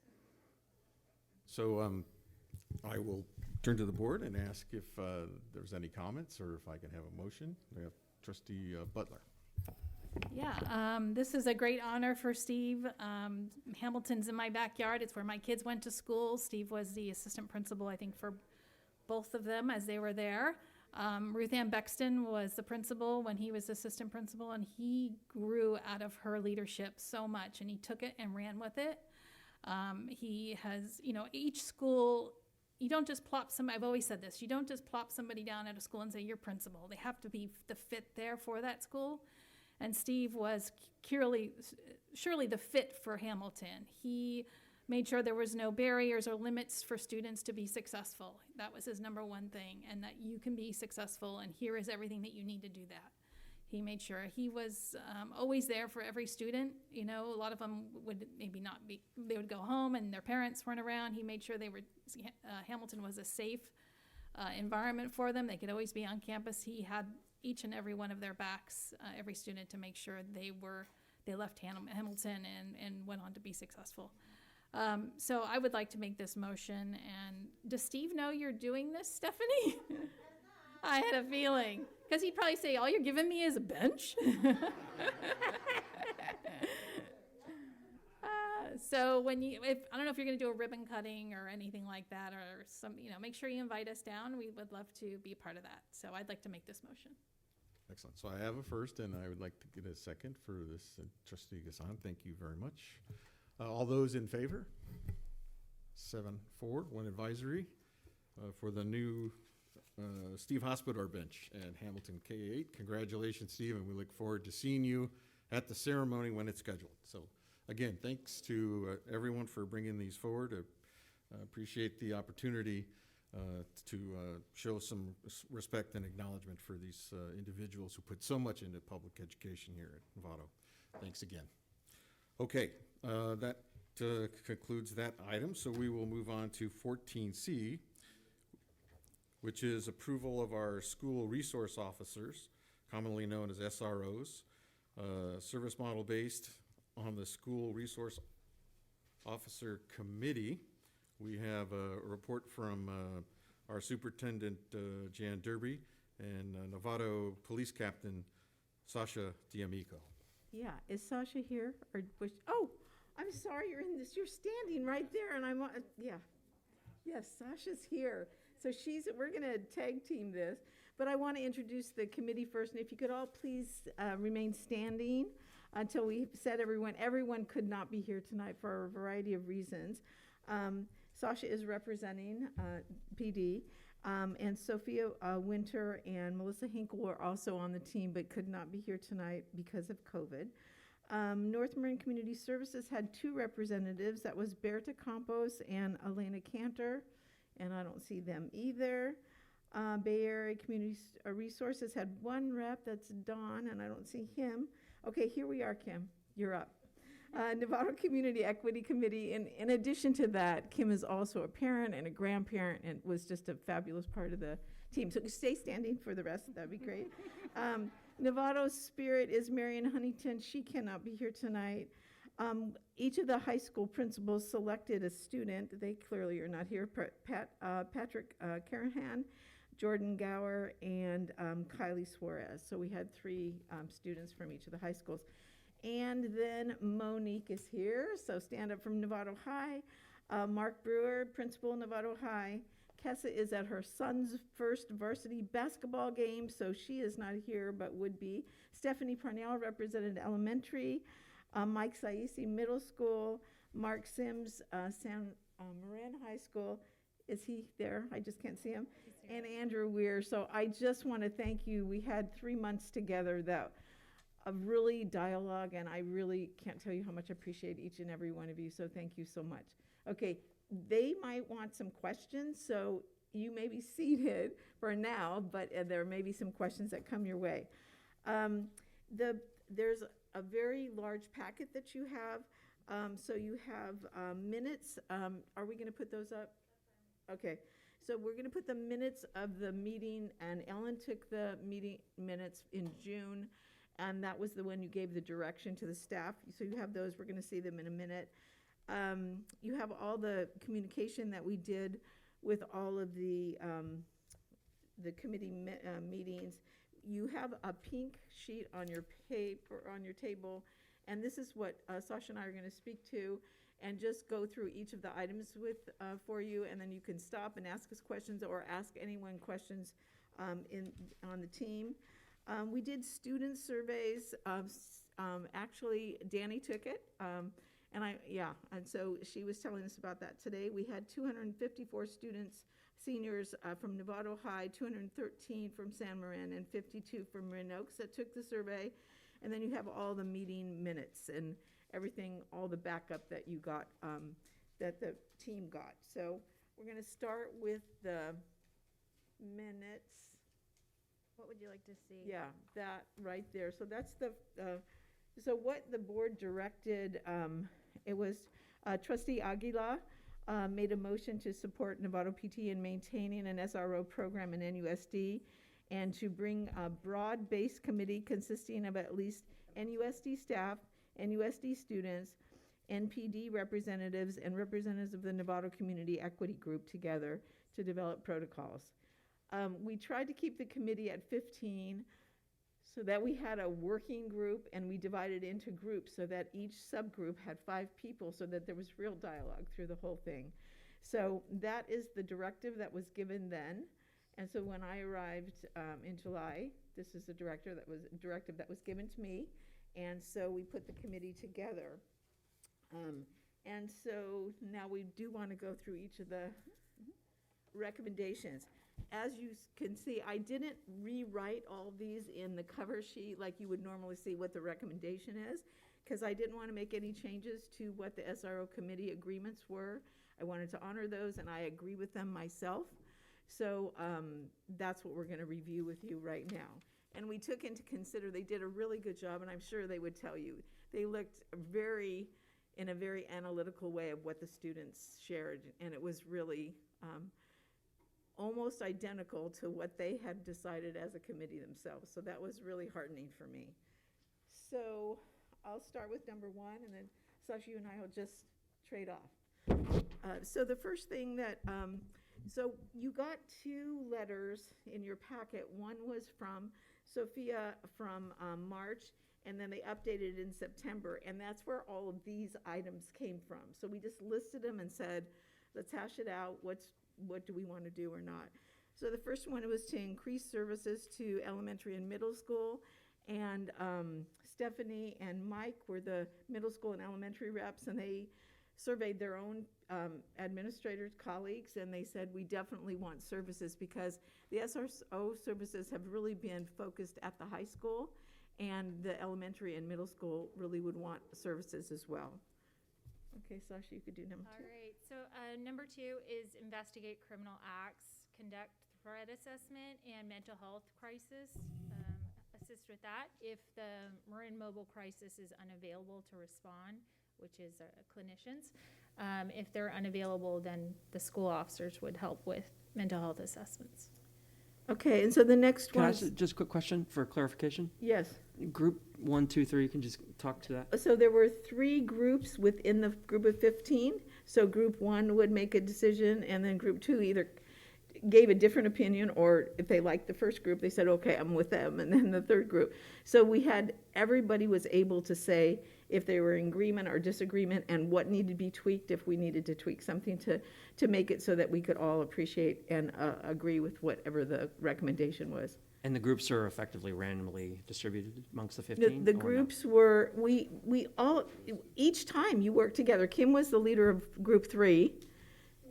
Yeah, we came in, our name was on a certain table. Yeah, we just organized them so that I had, Dad, were you the one that? yeah, I did that. So that was staff, and then it was community groups, and there was representatives from each of the categories that we have here. I'm just asking for clarifications so people know. Yeah, no, that's fine. Okay, so participate in school safety planning and emergency drills. So that was one of the suggestions that was made, that they thought that was a helpful thing to do for the schools, and everyone was in agreement with that. The groups also agreed that SROs should receive the following trainings: so child abuse training, active shooter training, school threat assessment training, and human trafficking training. And the current SROs have received each of those types of training. Yeah, that's been a part of their training for quite some time. Number 5 was provide referrals to local service providers. So we have some great service providers in the county, in Novato, and everyone agreed that the service providers that we have are the right people for the services. And we're in process and working with the assistant principals to develop a tiered intervention and prevention aligned with our board policies, and you'll probably be seeing those in March, but we're working monthly with Dora Dome and with a consultant who is a specialist in tiered intervention to support our students. My turn? Yeah, Number 6? your turn, number All right. 6. So number 6 was outreach to BIPOC students and families. And we had a lot of discussion around this topic because we couldn't decide exactly what that meant. And we feel that this is definitely an area for more exploration. And we would recommend that there be future meetings of the committee to explore this and what would be appropriate for our students, family, and staff.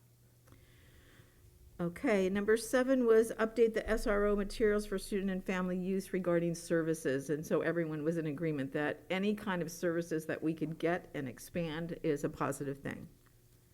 Number 8, SROs should not have an office on the high school campuses. All 3 groups, based especially on the student surveys, agreed that that was something that should not be provided to the school resource officers. However, we did have discussions about how important it is to have a confidential space or area where students can have private conversations with the SRO. So no offices on campus. Right, and that is the model that we used to have. The offices on campus were only in the last year. Would you say that, Sasha? I believe it was the last 2 years. So when Last I 2 was years. a school resource officer, we did not have offices, but we were often in the office, and that's where the school staff and students found us. And there was, you had space if you needed to meet with students confidentially in the conference rooms or wherever. Yes, we would use a staff member's office or a conference room, and that was really important to ensure confidentiality for some of the very private things that we're discussing with the students. Okay, so if you go onto the other side of your paper and number 1 at the top, this was a little bit confusing because of the way we asked the question, but so SROs should not be on the school campuses. The students and the committee and everyone believe that they need to be on the school campuses to provide services. So this is really important. So you see disagree, but it means they want them there. So that was a little tricky. The next recommendation was to discontinue involvement in the following areas: discipline, intervention for non-criminal incidents, suspension meetings, IEPs, SART and SARB, traffic control, and home visits. So we had some discussion about traffic control and what home visits means. Traffic control will be done by patrol officers unless there's immediate hazard that the school officer would be the person who could bring safety to the situation sooner than later. Welfare checks is, we clarified what a home visit is. That would be for checking on a student who might be abused, so a child abuse victim, a neglect case, or if there's reported domestic violence in the home, or the child may be threatening to harm themselves or someone else in the home. So that's when a welfare check of the child would be appropriate by a school resource officer. Okay, the next one is SROs assist law enforcement in criminal investigations. So if there's a criminal investigation going on, the SROs can participate if they're needed. We recently had a situation at one of our middle schools that needed something like that. It wasn't even a case of anybody from our own school or district or even in our community, but they were instrumental in helping out the school in the conversation.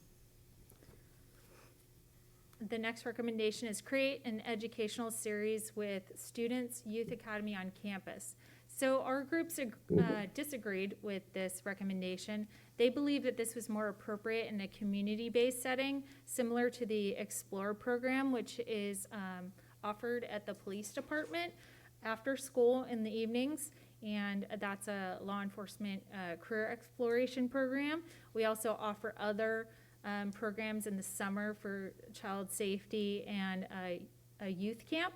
So those were, our groups believe that that was important to do at a community base from the department or the city and not at school. Okay, and then the next one is something a service that's been done for a very long time by our SROs, and they do so in collaboration with Bill Welch. Oh, Bill's still here, North Bay. And so especially at all the football games that we've just been having at San Marin, there's a team effort to really support the community there. So provide services for special events, dances, sports, and graduation. There are site-specific requests. It doesn't mean that they have to do that, but when we have we had 3,000 people at the game. I mean, we needed to have support from both Bill and PD. The last item that's crossed off there, you'll see says a recommendation for SROs to wear casual attire and concealed, I think that says concealed weapon. So this is not currently a directive from our chief that our SROs will be in uniform and they will need to have their full complement of gear. And that does not include a concealed weapon. But we do have an interim chief and we will have a new chief this year. So we might be able to discuss that further. But at this point, if we have a school resource officer on campus, they would be wearing a regular police uniform and they would be wearing their regular tools for work. Okay, those are the recommendations that the SRO committee came up with, and those are my recommendations to you to follow the SRO agreements that were reached by the committee. All right, so I'm going to bring this back to the board, and this would be an opportunity for board members to ask clarifying questions. I do have public comment that I'm sure you're going to want to hear, but I just want to check to make sure that there isn't something that was just presented that you would like clarity on. Trustee Aguila. Yeah, for item 8, what was the reason the committee said not to have a room, an office in the schools? Are you talking to me? Whoever wants Okay. to answer that. I can answer part of it, and Sasha, feel free. And if there's anybody the committee, any committee members, I'd really appreciate if you would speak, because if you'd like to come up to the microphone. Yeah, Kim, come. And anybody else in the back? Mark or Monique? Yeah, good. Okay, good. They'll give you the answer. In response to that question, because we have quite a few students in our schools that are adversely affected even by the uniform itself. So just having that person on campus, I mean, just the visual of this person walking around with a gun, if you're an African American, it's not always a welcome sight just by some of the things that have happened to us. So having them in the office on school, it's not, but the police station is 5 minutes from both schools. It's not like we're in some giant city. So they're rarely available to be there if the need arises. So none of the groups believe that a permanent office on campus was necessary. But they could be there if, when they were called to deal with stuff. Right. Okay, so Trustee Aguila, did that answer your question? I'm going to record. I'd like to add to Oh, I'm sorry. Hello, I'm Monique Bethel. I'm an employee, campus supervisor at Nevada High. We need Antonio on our campus. His office is designated for him. He can have interviews with students in a private setting. Staff is able to go in and converse with him privately behind the closed doors. I think it's very necessary that there's an office and a workspace for him to be on our campus. Thank you. Okay, so. That answers my question. Thank you. Okay, okay. So, any other questions or Trustee Gasson? Just two observations. One was, and I know that the grant is no longer through us, so I'm sure it's changed, but there used to be a two-pay component or educational component that was required by the SROs. So is that no longer happening on? So we were awarded the tobacco grant, and we will be providing education regarding prevention of students from using or abusing tobacco through our officer. So whether or not we continue with the school program, we really hope that we do. We will be providing educational services through that grant by the officer who is paid for by that 2-year grant. So yes, we were awarded the funding for that position. So that's not addressed here, but they'll be on campus then. That'll be a component that they would theoretically be on campus for that instructional piece. Yes. Okay. And then the second is similar, but there's that community engagement, that they're there to, I think they used to do stuff with the kids and things like that. So was that discussed as part of this as well? There are, I don't know, Mike or Stephanie, do you want to share what they're doing at the middle school? Because I know you have them coming in for different programs, and elementary has been doing that too. They bring them in for different activities. I'll just say that at the middle school level, our school resource officer, Officer Wagner, he would just stop by the school, I'd say weekly, just to check in on us, and then he would come at break time or lunchtime and walk around the campus and talk to the kids. He'd have stickers he would hand out to them. It was more of just an outreach for them to get to know him, so they knew who he was when he ever was on campus. But I know at Hamilton, Officer Rodriguez did presentations. So for my middle school, Officer Rodriguez did do some presentations on bike safety, traffic safety. He put them through obstacle courses to show them what it felt like to be driving while intoxicated. And so it was a good educational experience for them. He also organized a soccer game with my middle school kids. So there's a lot of outreach. And especially I want to bring that more into the elementary side of things. Kids are fascinated by uniforms. You bring a firefighter or a police officer on campus, and they want to know all about you and what you do and about your job. And so I think it's a great opportunity to introduce kids into what a police officer does and the man or the woman behind the uniform, and provide an educational experience to kind of start bridging that gap between, that they're here for our safety. Okay, thank you. Mark, is there anything that you would want to say that they're doing that is a presentation type of thing at either of your schools? I would like to add that we were involved in Red Ribbon Week at Olive School, and we had a great time with the kids and talking about how to make healthy and safe choices for yourself. So that was a fantastic event that Olive School invited us to, and we were very happy to participate in. We also do the reading and sometimes the career days at the different elementary schools. So that's been a lot of fun and great interaction with the kids. Sorry. I'm at Novato High. Antonio, he gets invited in by teachers depending on specific topics, sometimes in history classes, government classes. They'll invite him in to present on different topics. He speaks to the leadership class, but it's open to teachers reaching out and inviting him in for topics students are interested in.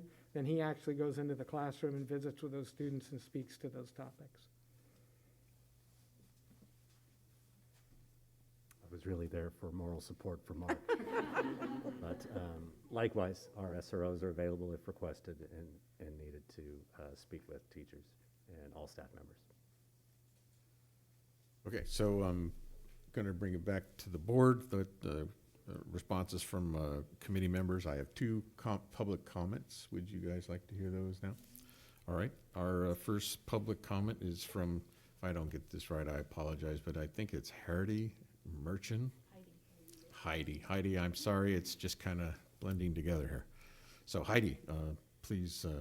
I've always had really good penmanship. I'm shocked. Hello, trustees and Superintendent Derby. First, I just want to really appreciate your service and leadership. I know during the pandemic it's been really, really hard to do this. And I also want to encourage you to offer opportunities for people who don't feel safe to come to meetings like this where people won't be wearing masks to still Zoom in or provide comment in another way that feels safe to them. We're all here because we care so much about the kids, and we want to make sure that every student has a chance to feel safe at school, to feel like they belong, and to reach their full potential. That's why I'm always here talking to you. I really encourage you to show your support tonight by approving the committee's strong recommendation to discontinue having SROs and offices on campus for the reasons that Kim said. Students of color have a different experience when they see a police officer walking around on campus, and we have to listen to that, and we have to realize that that takes away from them reaching their full potential, and we don't want to do that. We heard last year from our student trustees, Eva, Elizabeth, and Jada, personal stories of their friends and themselves and how uncomfortable they felt. So I think it's a really good move to move them off campus. I am not anti-police, and I don't believe we shouldn't have police. I just don't believe our students should be treated like suspects or feel like they're suspects when they're at school. Taking the officers off is a really good start, but there's other measures. There was an asterisk at the bottom that said one committee member suggested a review of milestones and the establishment of accountability of the items listed above.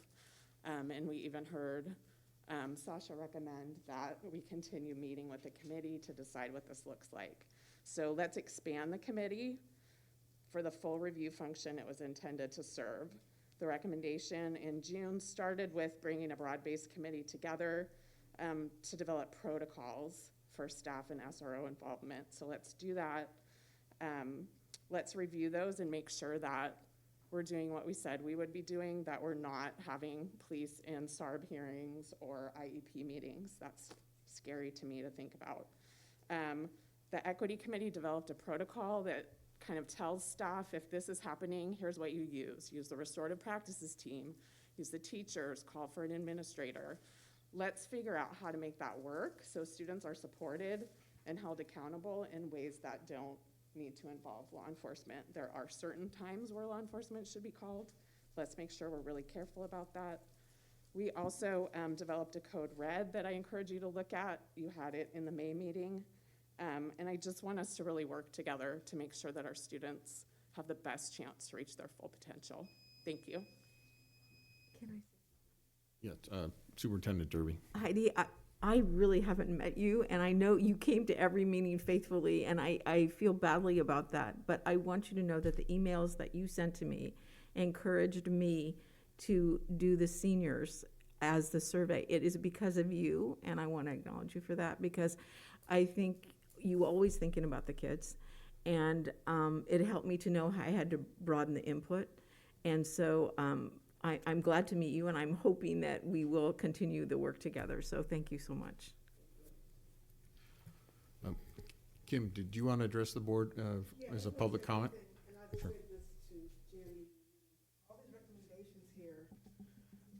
Kim, I just want to make sure, are you addressing us as a committee member, or would you like a 3-minute public comment I'm time? addressing you as a committee member. Okay. And Jim, Okay, then go ahead. Go ahead. all these recommendations here, I mean, we've all agreed upon them. But a recommendation is only as good as you're held accountable to it. So I encourage the board, even as you approve or whatever with this list of items that we recommended through Jan, there's also a mechanism for accountability. So we don't come back here next year and go, oh, well, this never, thank you for the list, but it never happened. I think that's really important, that we close the loop with this. That it's not just the list and we just all go home and, pick it up next year as, paper on the floor. So that's one thing I want to say, because there was a lot of work that you and the committee put into this, and I hate to see it just to fall by the wayside. Yes, yes. Okay, we have one more speaker, and that's Ross Ingalls. Hey, Ross. Good evening, board. Obviously, you guys know where I stand on this. I've been to every meeting that this has been on the agenda, including a couple years ago or a year ago when this was all Zoom. So it's really great to see that this was all evaluated. A committee came together, a committee made up of community members, all came together and came to the conclusion for the superintendent to recommend keeping the 2 free-to-you school resource officers. That's what I've been advocating for from the beginning, and I think it's the right decision, and I hope that you guys take that recommendation, and I'd love to see a 7-0 vote on that to pass. What I want to reflect on, though, is how we got here. We got here in kind of a social media-fueled firestorm, anti-law enforcement, defund the police. I heard a lot of propaganda from even some of the members on this board about school resource officers at IEP meetings, school resource officers at counseling sessions. Those are all things where your staff would have invited the school resource officer in. I'd love to hear your guys' comments on some of the things that you learned over the past year about school resource officers and about how we got to where this was. The other thing I want to reflect on is that today there was 2 speakers basically agreeing on the school resource officer proposal.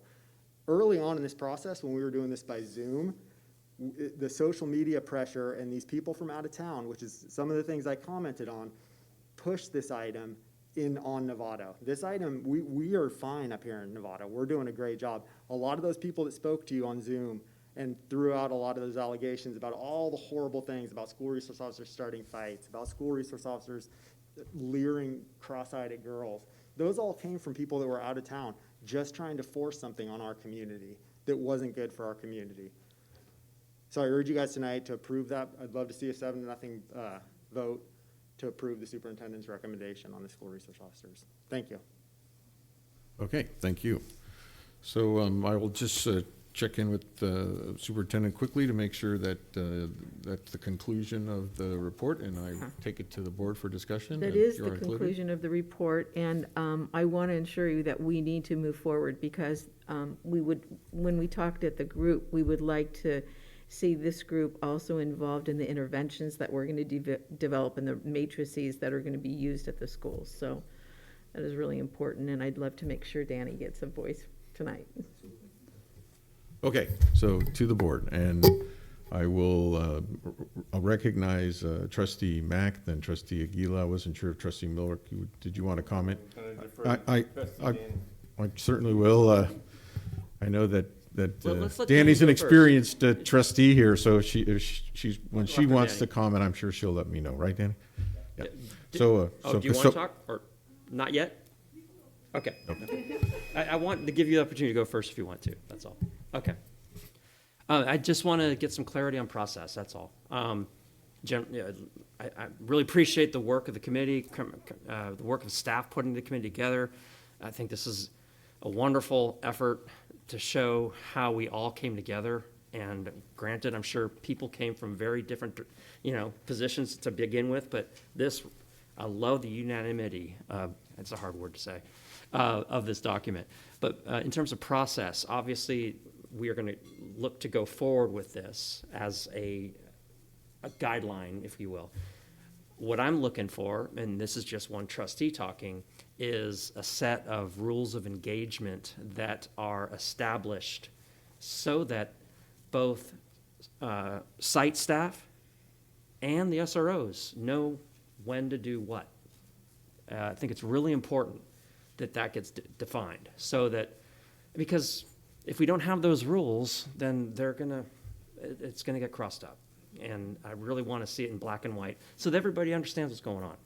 And written in such a way that it's pragmatic, addresses all these things, but is also effective in performing the job that we need the SROs to perform.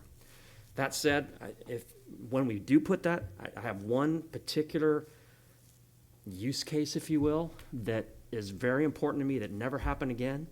I do not want to see an SRO ever going into a classroom to pull a student out. But that's me.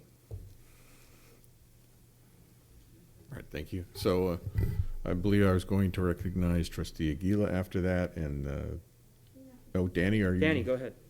Okay. Sorry. Student trustee, thank you. I fully agree with all the recommendations that are on the paper, and I'm thankful that there's a committee that was set up in order to discuss on this topic. There aren't many personal stories that I know, but that happen to people, but I've heard so many from different grade levels and different friends of friends, and it's, I don't know how sorry, it's nice seeing that people really want to hear the student's voice and want to focus on their safety and their thoughts on everything that's going on at school. I personally don't feel safe with an SRO at school. It's just my way of thinking. But I know there are some students who do feel safe, depending on their situations and their views. I do feel like having him just walk around during lunchtime or break is a good way of letting students know that he's trying to support, in a sense, but having him all day on campus with situations that don't really need to involve him is a waste of time. And I'm really grateful for this committee to have been made and to have all these recommendations, especially. I want to acknowledge all the hard work that was put into it, as well as all these thoughts and all these agreements. So, yeah, thank you. If you think of something else, just let us know. We're having a discussion about this item, and we'll see if we'll take action or not. So do I have any other comments from the board? So I'm going to, Trustee Miller, Trustee Jacobson, then we'll go to the Vice Chair Butler. I'm going to quote Ross Engels, which is, I think part of this whole issue was we somehow tried to solve the problem that wasn't Novato's problem. That in Novato, we're closer than that. We've grown up together. We just listened to Mark Whitburn, who went through the elementary school here and grew up here, and his kids grow up here, and kids play together. And we have the capacity, and Heidi, we have the capacity in this town to understand our problems and address our problems. We may not solve the problems for every community around the United States, but we can do a pretty good job of solving our own. But it takes certain things to happen. And one is you have to understand what your lanes are and what you should be doing. You've got to understand your place. And a security officer or a police officer in an IEP, which has nothing to do with anything criminal, just was out of place. And we had managed for, I can't even figure out how, to get a bunch of things in the places they didn't belong. And in the last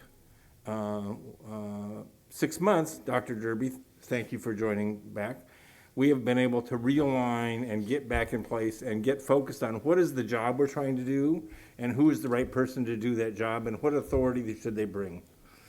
So the first thing is we understand our lanes. The second thing is the issue of accountability. Dr. Derby, everybody in this district will understand that if you're not doing your job right, Jan's gonna show up at your desk and have a gentle conversation the first time about getting your job done right and doing a good job, not just an okay job. Accountability is being invested back in the way we do business, and I think that's helping this process. I think it's helping us understand that there's a right way to do things, and we need to be accountable to ourselves and to our institution to do that well. So I think that's a change. And the other is, it's the quality of tools that we hold in our hand. And in my view, when we started this, and it's still my view, there are things on a school site that a principal ought to control and manage, or a teacher in a classroom ought to control and manage, or an assistant superintendent of discipline ought to control and manage, that if they don't know how to do their job and you have to call out resources, then you need to do some training and some focus and get people better skilled. And we've seen a range of skills, and as we see that, we need to all get better. And I believe we're going through that process. But we also have a deeper pocket than that. We've got the high school principals with a disciplined vice principal and a skilled classroom teacher who can manage issues. But there are forces outside of that. So we have North Bay Security. We have an organization that supports the Nevada Unified School District. They're not sworn officers. They don't carry guns, but they have training. Not only do they have training in police science, they have personal background as in the school administration. They are this magic mix of somebody who knows Novato, knows education, and knows police science. And we had the wisdom to hire that organization to be that middle ground. And then if things get less ideal and you have an outside influence, a gang come in, or we had some issues at a football game where somebody needed to be a little more assertive, we have the Nevada Police Department who can step in and provide the backup for that. Unfortunately, we've had children killed in this town, not frequently and not by accident, but by malicious action. We need the ability to bring in a strong force when we need it, but it needs to be under the management and control of school leadership on school campuses. And I believe that's what the committee's telling us, that there's a right and a wrong way to do everything, and we need to pay attention, and we need to not just do this at one time over and walk away from it, but have this as an ongoing exercise. So I will support this recommendation. I think it's a great piece of work. I think we're miles ahead of where we were a year ago, but I think it's between now and June 8th, I think it's more than just what the committee did. It's the leadership change we've seen in the district, and it's a recognition of those different changes. And Danny just got through telling me there's times when she's uncomfortable with a uniformed officer because she has experiences in her circle of friends where it hasn't always worked out really well. That person there was not there to help them do better. They did worse. And so we need to hear her voice and her friend's voice, so we serve every student. Because as far as I'm concerned, when a student walks on campus and says, I'm here to learn, our job is to get them from there to a career to feed their family as successfully as possible in one generation. And that's a big ask. But in Nevada, we should pick up that model and do it. So I'm ready to support this, and thank you for all the hard work. And Heidi and Ross, thank you for participating. Thank you. Sorry for the long. That's fine. Trustee Jacobson. Thank you. Thank you to all the committee members and all of their hard work. I think what Heidi spoke of about a rules of engagement, if I may borrow your term, I'd like to know, I know, Jan, you've agreed to doing that, but what is the timeline for that? Something concrete, please. And I know that we want to consider ourselves outside of the realm of things going wrong here in Novato, and there was a lot of influence that was not from here, but I have heard firsthand accounts, and they were not about SROs that we currently have, but they are happening here and they have happened here. So I do want to make sure that we don't just decide that it's not here, because that would be false. I hope that we can hear about how we're going to do follow-up, and I'm happy to agree to what's been outlined as long as we have that. Trustee Butler. Yeah, thank you. I'm prepared to support the recommendation. I appreciate the work of the committee. Thank you very much. We were not in a good space back in June. We've come to a much better with these recommendations. It's much more concrete. I think it spells it out. But what I would like to see is potentially an MOU. We had an MOU before. We had some financial ties to that. We've lost that funding, and Novato Police Department is handling all of that. But I think we can still create an MOU that puts it in writing on what we agree along in responsibilities and protocols. On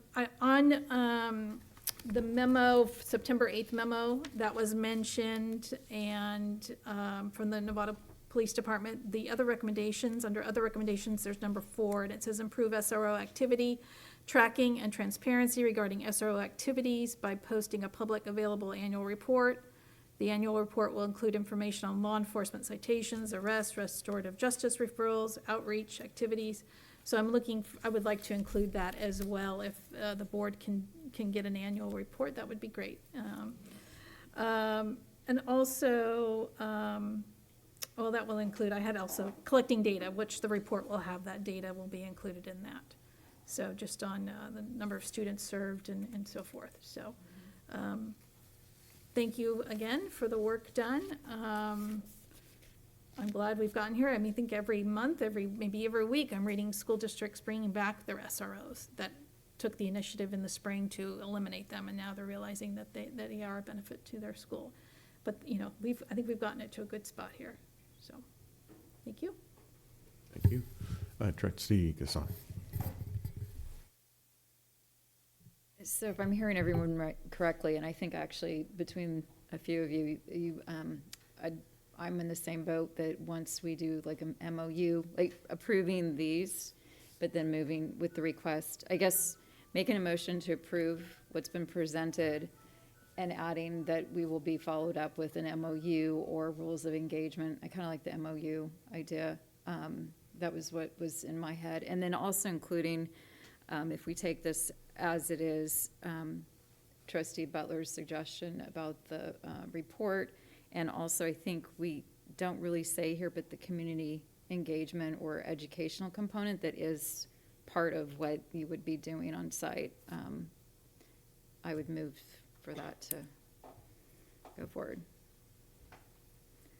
Okay, Trustee Aguila. Okay, thank you. I've just been sitting here listening, and I want to say, you know, again, thank you for the SRO committee for their time and for the input. It was a team.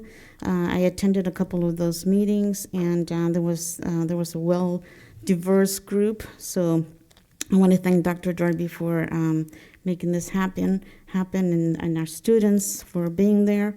And I especially like to thank our SROs and North Bay Security. So I was happy with all these results. Currently, the SROs have a room in each of the high schools, and things have gotten better since last year. Not that I ever thought they were worse, because I've always been in favor of keeping them and supporting them financially and in all ways. The committee has moved forward in the right direction. You know, for example, in the mental health department, where protocols have changed. So where now, if a student is in crisis, the teachers is advised, then the administrator, and then a school counselor, school psychologist. So then if they decide, you know, it's a 5150, then Marin Mobile Crisis is called, and it's an unmarked car. So we're moving forward. I wanted to make a motion that we support this, except I don't support number 8, and that is that not to take away their room.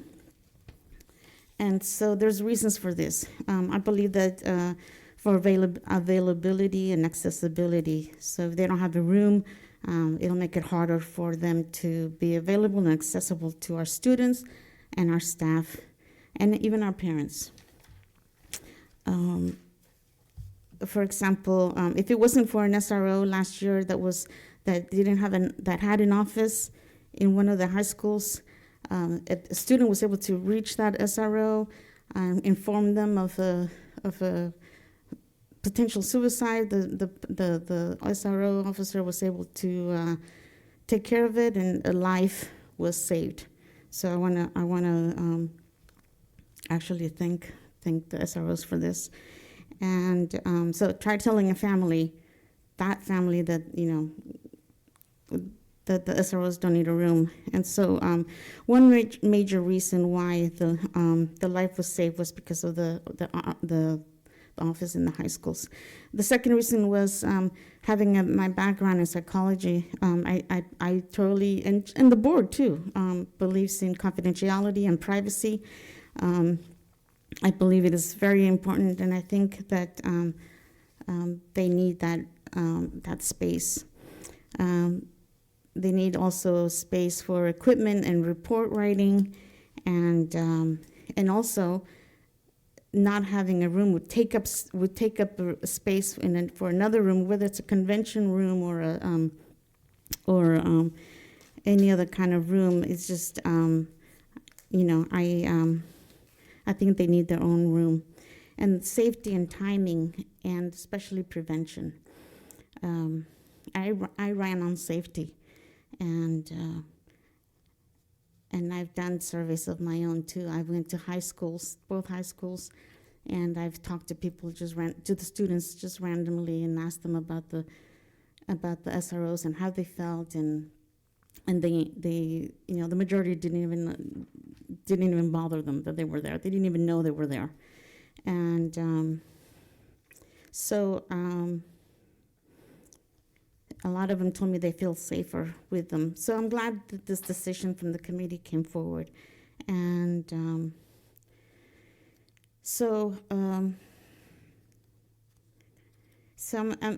again, there would be a conference room if the room was taken away from them, right? It would be a conference room that they would have, yeah. So I'm a resident of Novato. Again, I was elected by people of Novato. And I listened to the people of Novato. So again, I thank the committee for coming forward, and I'm glad that we're listening to the people of Novato. So can the SROs do an effective job without an office? Probably. They did it before, right? So, but I'm not gonna be a trustee that will take that away from them and then make it harder for them to be able to access and to access and to not be able to serve our students better because we took away the room for them. So I'm not going to be, I don't want to be responsible for that. And I feel like they need to have that room to serve and continue to protect teachers, staff, and students. So I will not be a trustee that wish that the SROs would have been there 3, 4, 5 minutes earlier in a crisis situation. So I would like to vote for everything else. I say yes. So we can pull number 8 so that I can vote no on that and move forward. So let me take the meeting back, Trustee Aguila, and Yes. suggest a few things. But first, I think I'd like an opportunity to address the board as a trustee and not as the parliamentarian at this point. I think a lot has been said, and it's interesting to me that almost everything that people are commenting on tonight are real. It's what has in fact happened around this particular issue. And I think what the Nevada Unified School District did was the right thing. I for one, think that fear of the police is a real thing. And I do my best to understand this and to try to participate and be an ally in towards a solution to this problem. And the question is, how do you address this cultural aspect of our law enforcement interaction with our community as a whole? How does this come to be? And so it's for me, it's what are we going to do about it to address it and to make it better? Because it's certainly unacceptable to have any of our students here in Novato and community members suffer anxiety over this issue. And I don't think it's a stretch for me to say that from a national perspective, this is a reality. And there's no reason why we at Novato shouldn't take it on and address it. At the same time, there's certainly organizations out there who exaggerate, add hyperbole, and just flat out lie about our law enforcement individuals, and they like to put them all into one category, which, in my opinion, is bigotry. The very thing they claim to be fighting. So, I think what we've done is a good thing. So I appreciate everybody's comments tonight, and I think we're in consensus and ready to move on. So having said that, I'd like an opportunity to ask Trustee Aguila to put a motion on the table to adopt the recommendations, excluding item 8, and also, but have a private room for SROs. So Trustee, if you'd like to make that motion, I'm happy to see how that goes, and then we'll bring back, and we'll see how it goes, and then we'll proceed from there. So would you like to make a motion to accept these recommendations? Thank you. I just feel like we are demoting them by taking away the room. And so yes, I would like to make a motion that we accept the recommendation, approve the recommendation of the SRO committee, and with the exception of number 8. Oh, and allow for a private office. That's correct. Okay. So, do I have a second to this motion? Okay. So, seeing none, that motion will be dropped, and I will then come back to the board again and ask for a motion to accept tonight's recommendation. So can we divide the recommendation? Because I would like to be able to vote yes for everything else. That's what I'm asking for. Okay. I'm asking the board for a motion now to approve the recommendations, whether as stated or amended. Trustee Mack. I'd like to make a motion to approve as stated. I think the fact that it didn't second is clear enough. So let's just go forward with the whole set, since that's the only potential differentiator amongst the discussion. So I'd like to move to approve the as stated. All right. Do I have a second on that motion? Trustee Millerick, you move to accept the recommendation, or what's your motion? Yeah, I will second the motion, and I would like to make a comment when Okay. my turn. So I have a first and a second, and before I call a question, Well, I wanted to ask, because, I haven't been on. So I agree, but I would like to add the things that we've talked about too. So do you want me to do that now, or do you want to? Yeah, that's a good point. Okay, Do you so. want to amend is that what we're talking about? So. Yeah, so do you want to amend my motion? Is that what we're doing today? So what we have is a motion to accept the recommendation and a second to accept them. It's appropriate at this time to express what that means. And I think basically, Diane, you bring up a good point. Trustee Gesson brings up a good point. There were comments that you brought forward that you would like the superintendent to address, and I had actually listed them, and it was my intention to to bring it back to the superintendent as direction from the board for staff to move ahead.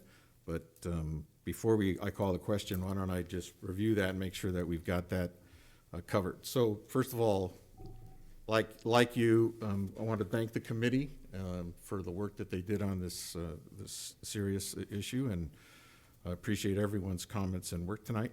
And I believe what I'm hearing a consensus is on is that we want to have some ongoing accountability, and we're looking for that in the way of a MOU was a suggestion, that we initiate a new MOU with the Novato Police Department, that we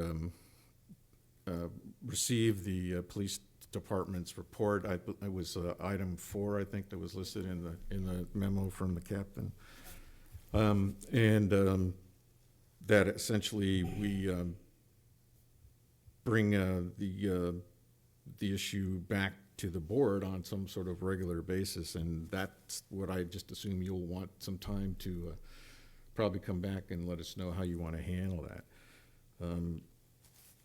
Some of the other concerns around confidential space, or private room, I think maybe through the accountability measures and keeping a little bit of oversight, we can be aware of that issue, and if it doesn't work out, we can make adjustments later.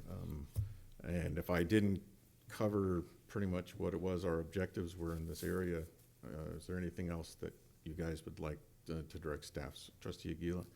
So again, I'm in favor of everything else except for that. I want to vote yes for that, but I'm not going to vote yes for number 8. Okay.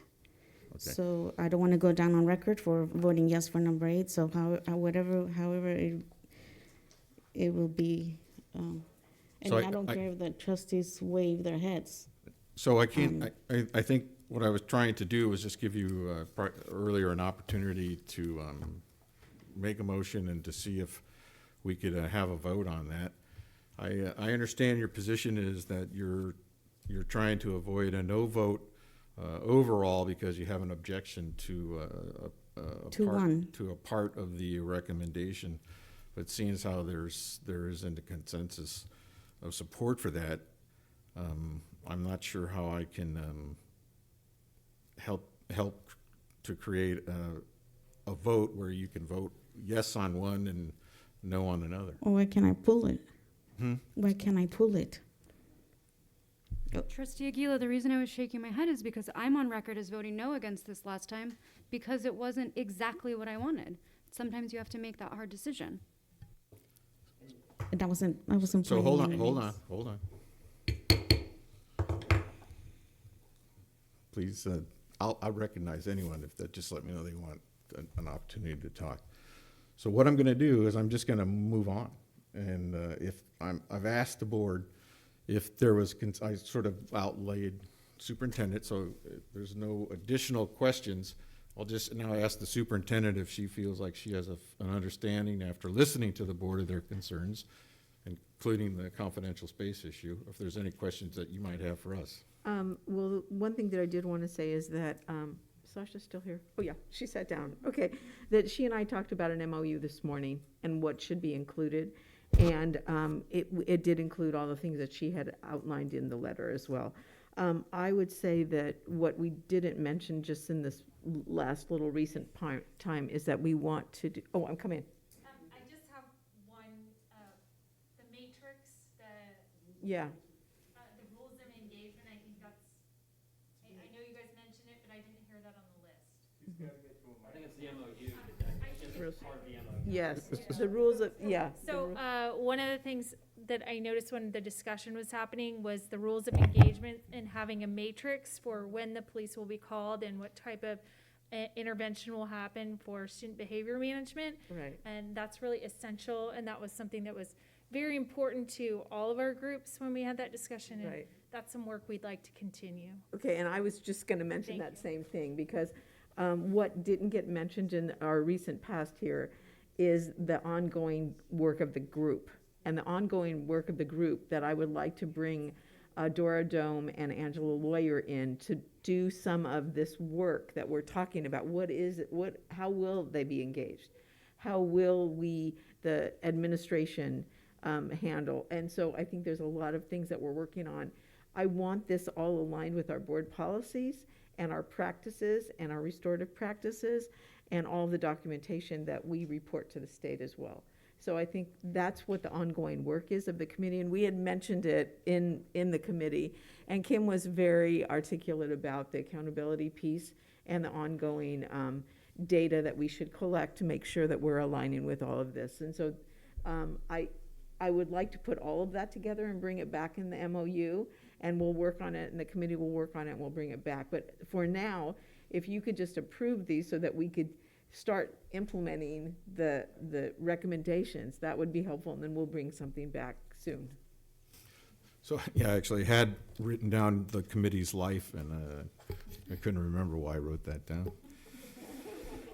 But so I appreciate you stepping up, and that's exactly what we want right now, is to make sure that that we're hearing you and you're hearing us, and that you'll bring this back in a clearer form for us to review and move forward on. So I'm prepared to call the question, which is to ask for the vote if there are no more comments. Are you have a question? A question or a comment? May I? Either one, just Okay, brief as it's possible. briefly. So the documentation before us, it listed recommendation.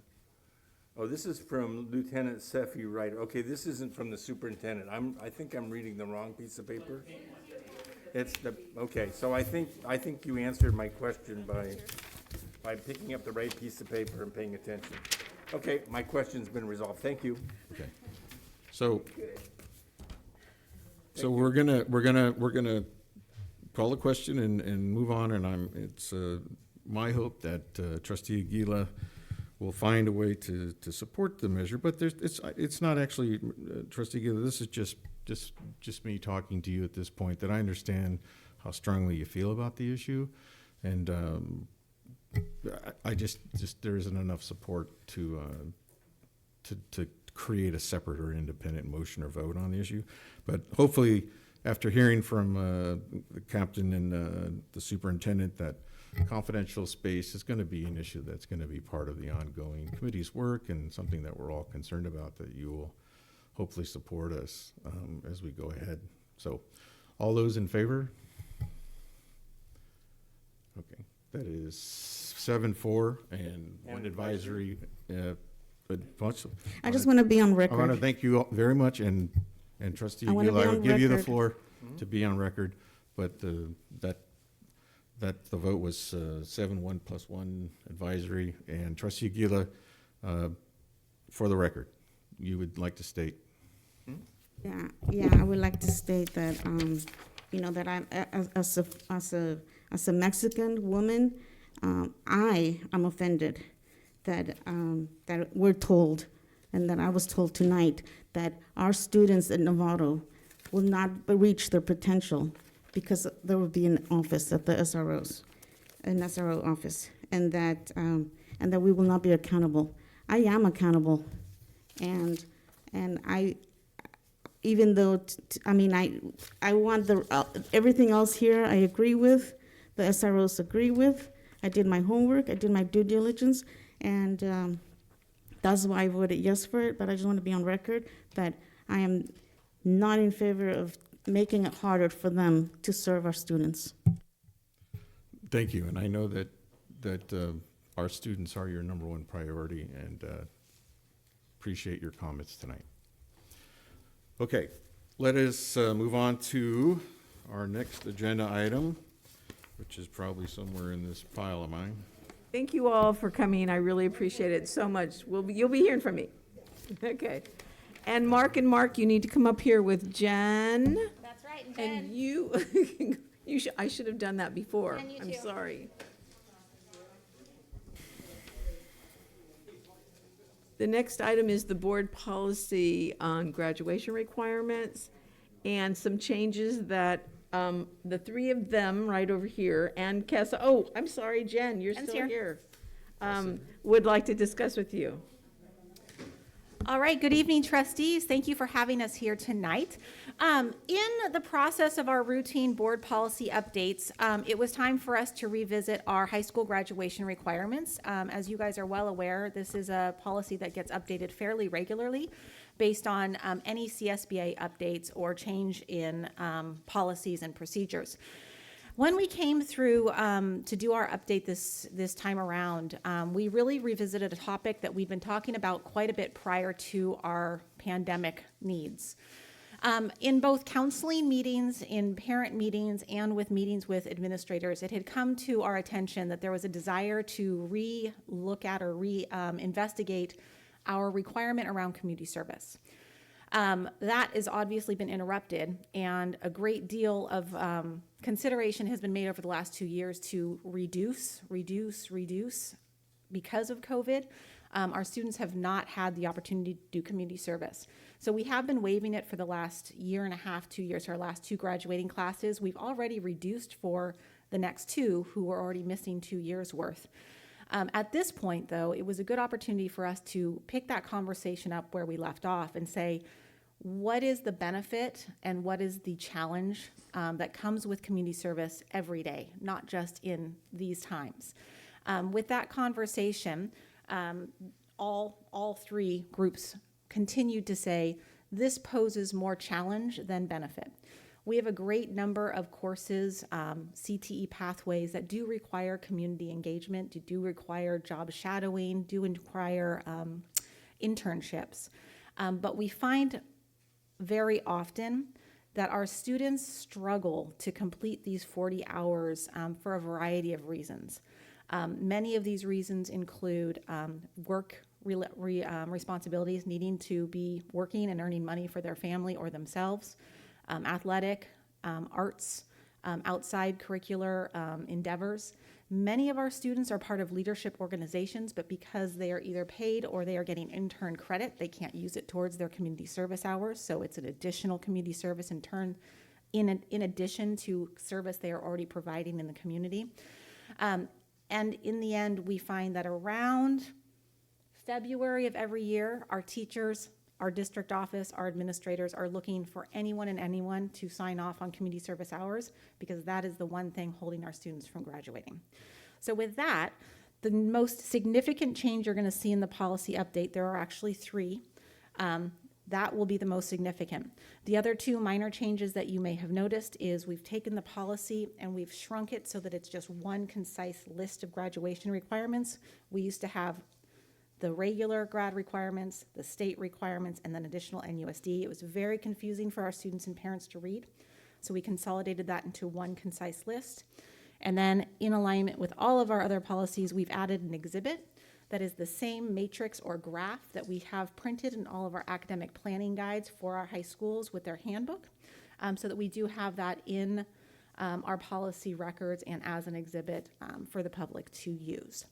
With that, I'm going to actually open it up to questions and also any comments or additions that you may have to share from our high school principals and administrators. Okay, board. Trustee Mack. I'm sorry, Trustee Butler was first, I apologize, and Trustee Mack after that. Thank you for bringing this forward. Just curious, has this been happening just in the last 2 years? It sounds like this has been ongoing. This has been an issue beyond COVID and the pandemic, and now we're here. I'd say in representing San Marin, it's been ongoing. So this isn't just because of the pandemic, it's prior to that, and now we have an opportunity to make that change right now. Okay. That's correct. Okay. Do the students know that this is before the board? An issue before I arrived. Okay. Some students know that it is. I don't know that all would have an idea that it has been presented or is being presented. How are you handling this year now? How will that be handled? Because we do have that where we tiered the number of hours, we dropped them down. So, Yeah, so we just, if you adopt a new policy, we'll just move to that new policy for this spring. so between now and if any students did graduation. any community service, it's pretty much just, they did it. No, it's Yeah, they great. did it, and we'll count that and we credit it. We always put it on their transcript. There's a box on the transcript, so we'll continue to do that because I think that's an important thing sometimes good for to know. many of Okay. them. That's So helpful. we'll continue that, but we just run into issues where kids legitimately can't do it. Yeah. And some, for many good reasons, are taking care of other family members. They have a job because they have to work.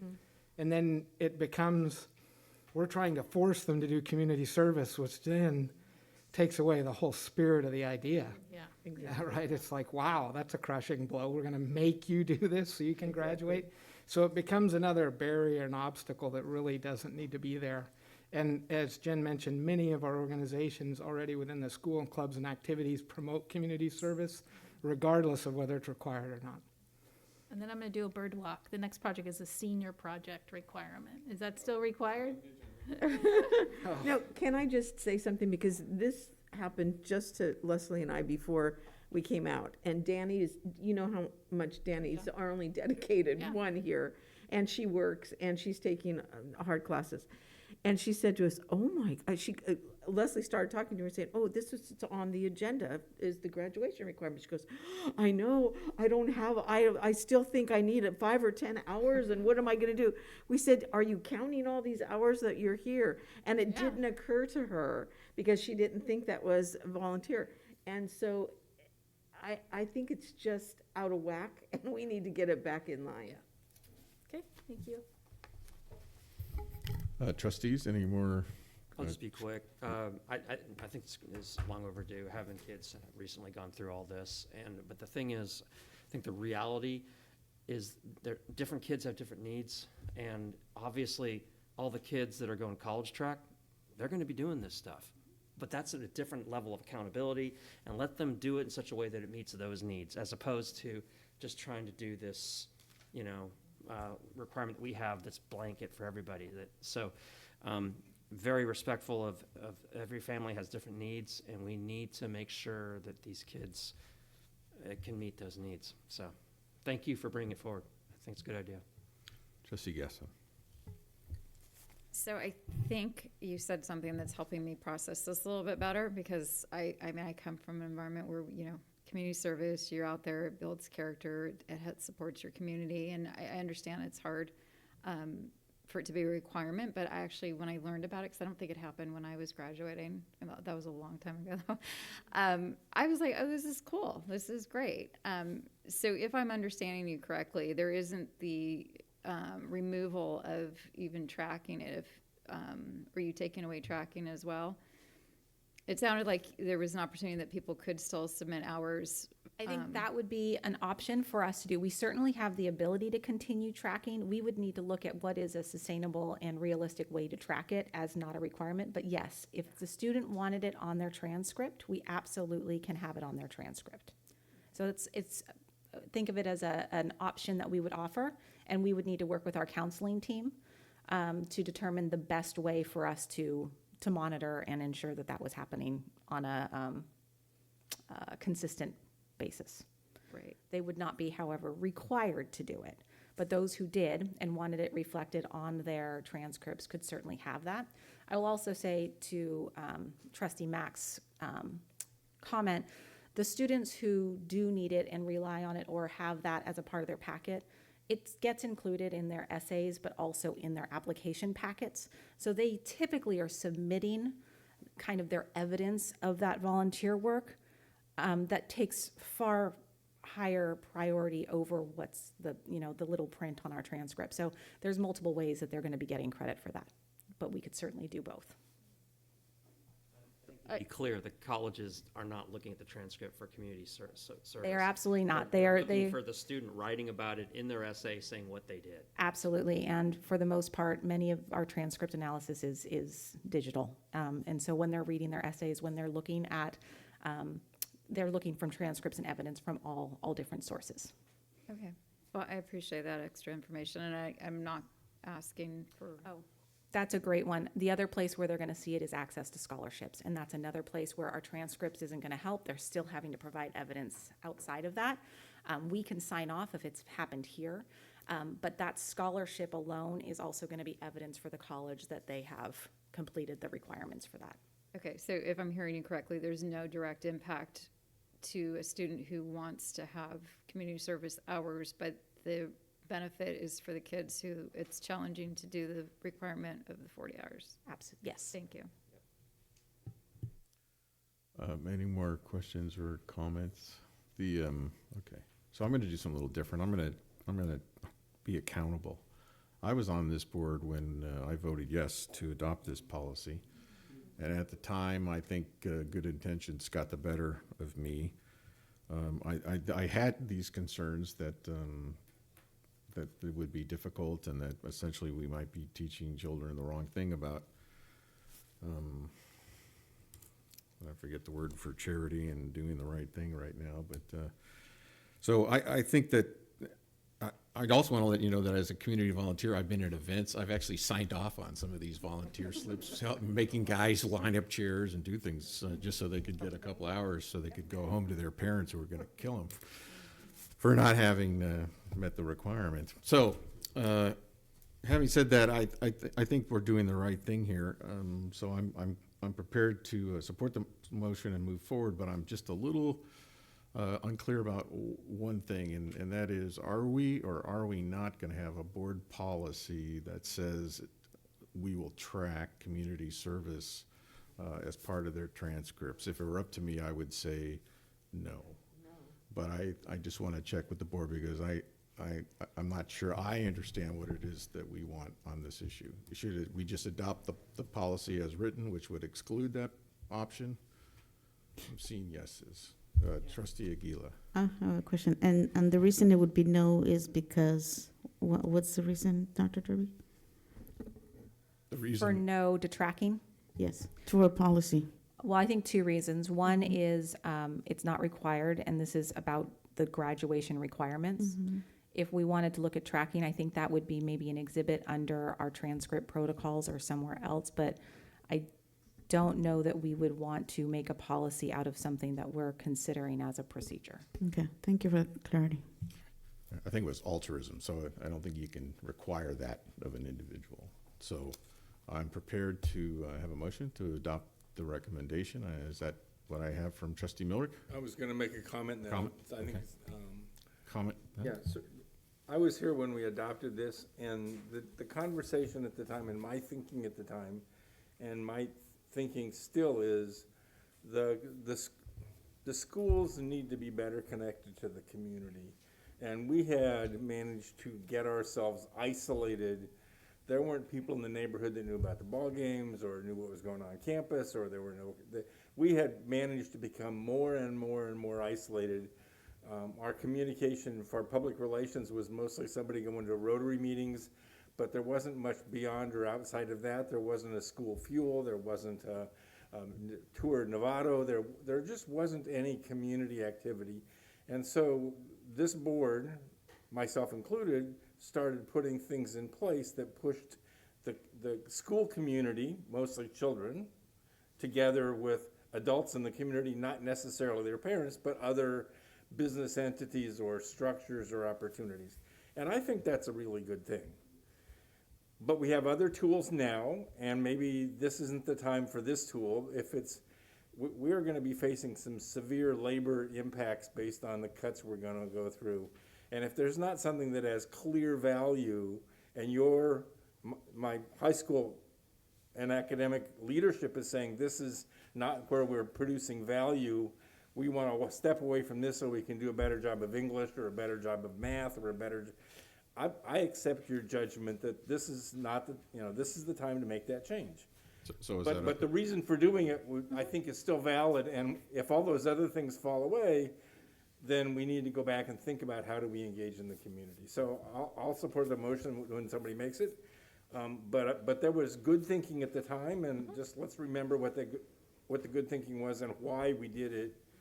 Maybe it doesn't apply today as much.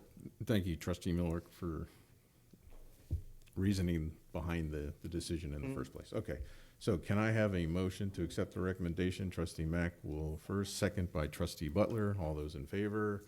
7-4, 0 opposed. I want to thank you guys very much for sticking around and helping us through this process. Thank you so much. Sure. Have a great evening. Thank you for the good thinking you bring about. Thanks. We got it. Two more. So next item is E, which is the approval of an amendment to the extension of our superintendent employment agreement. I believe the board has the cover sheet on the issue and a copy of the amendment. So call for question. So I have a motion to approve and a motion to second first by Trustee Miller, seconded by Trustee Butler. All those in favor? And thank you, 7-4. Mr. President, for managing this process. All right, and our final item tonight, 15, staff report, updated policy numbers submitted by the California School Board Association, and our superintendent will explain this. Yeah, so this is really Ellen's work, she put my name on it, so I won't put it out. She is really doing a huge job on trying to get the policy well in order. And what's happening with Janet is they're changing some of their numbers, and it's not that they're changing the policy, it might be updated, but they're changing the numbers. When she alerted me, my biggest concern is mostly around parcel tax. So I didn't want us to start getting mixed up about, oh, where is that policy? Oh, they don't have it anymore, but they have it in a new location. So that's really what this is about. It's not about anything else that somebody's being eliminated. They're just changing their numbering system. So she did a great chart for you, so you can look at it. And we will start looking at these because the parcel tax information is coming up, and we'll need to see what we need to do to update. So that was my biggest concern with that. And it's just a staff report, we're just informing you, that's all it is. There's no, we shouldn't be doing this. Any questions? Okay, very good. So before closing tonight's meeting, I'll just remind everyone we have a workshop on Thursday, and I'll see you there. And our next regular scheduled board meeting is on the 25th. The 25th. All right, I want to thank everyone in our community. Please continue to support our public schools, and meeting adjourned.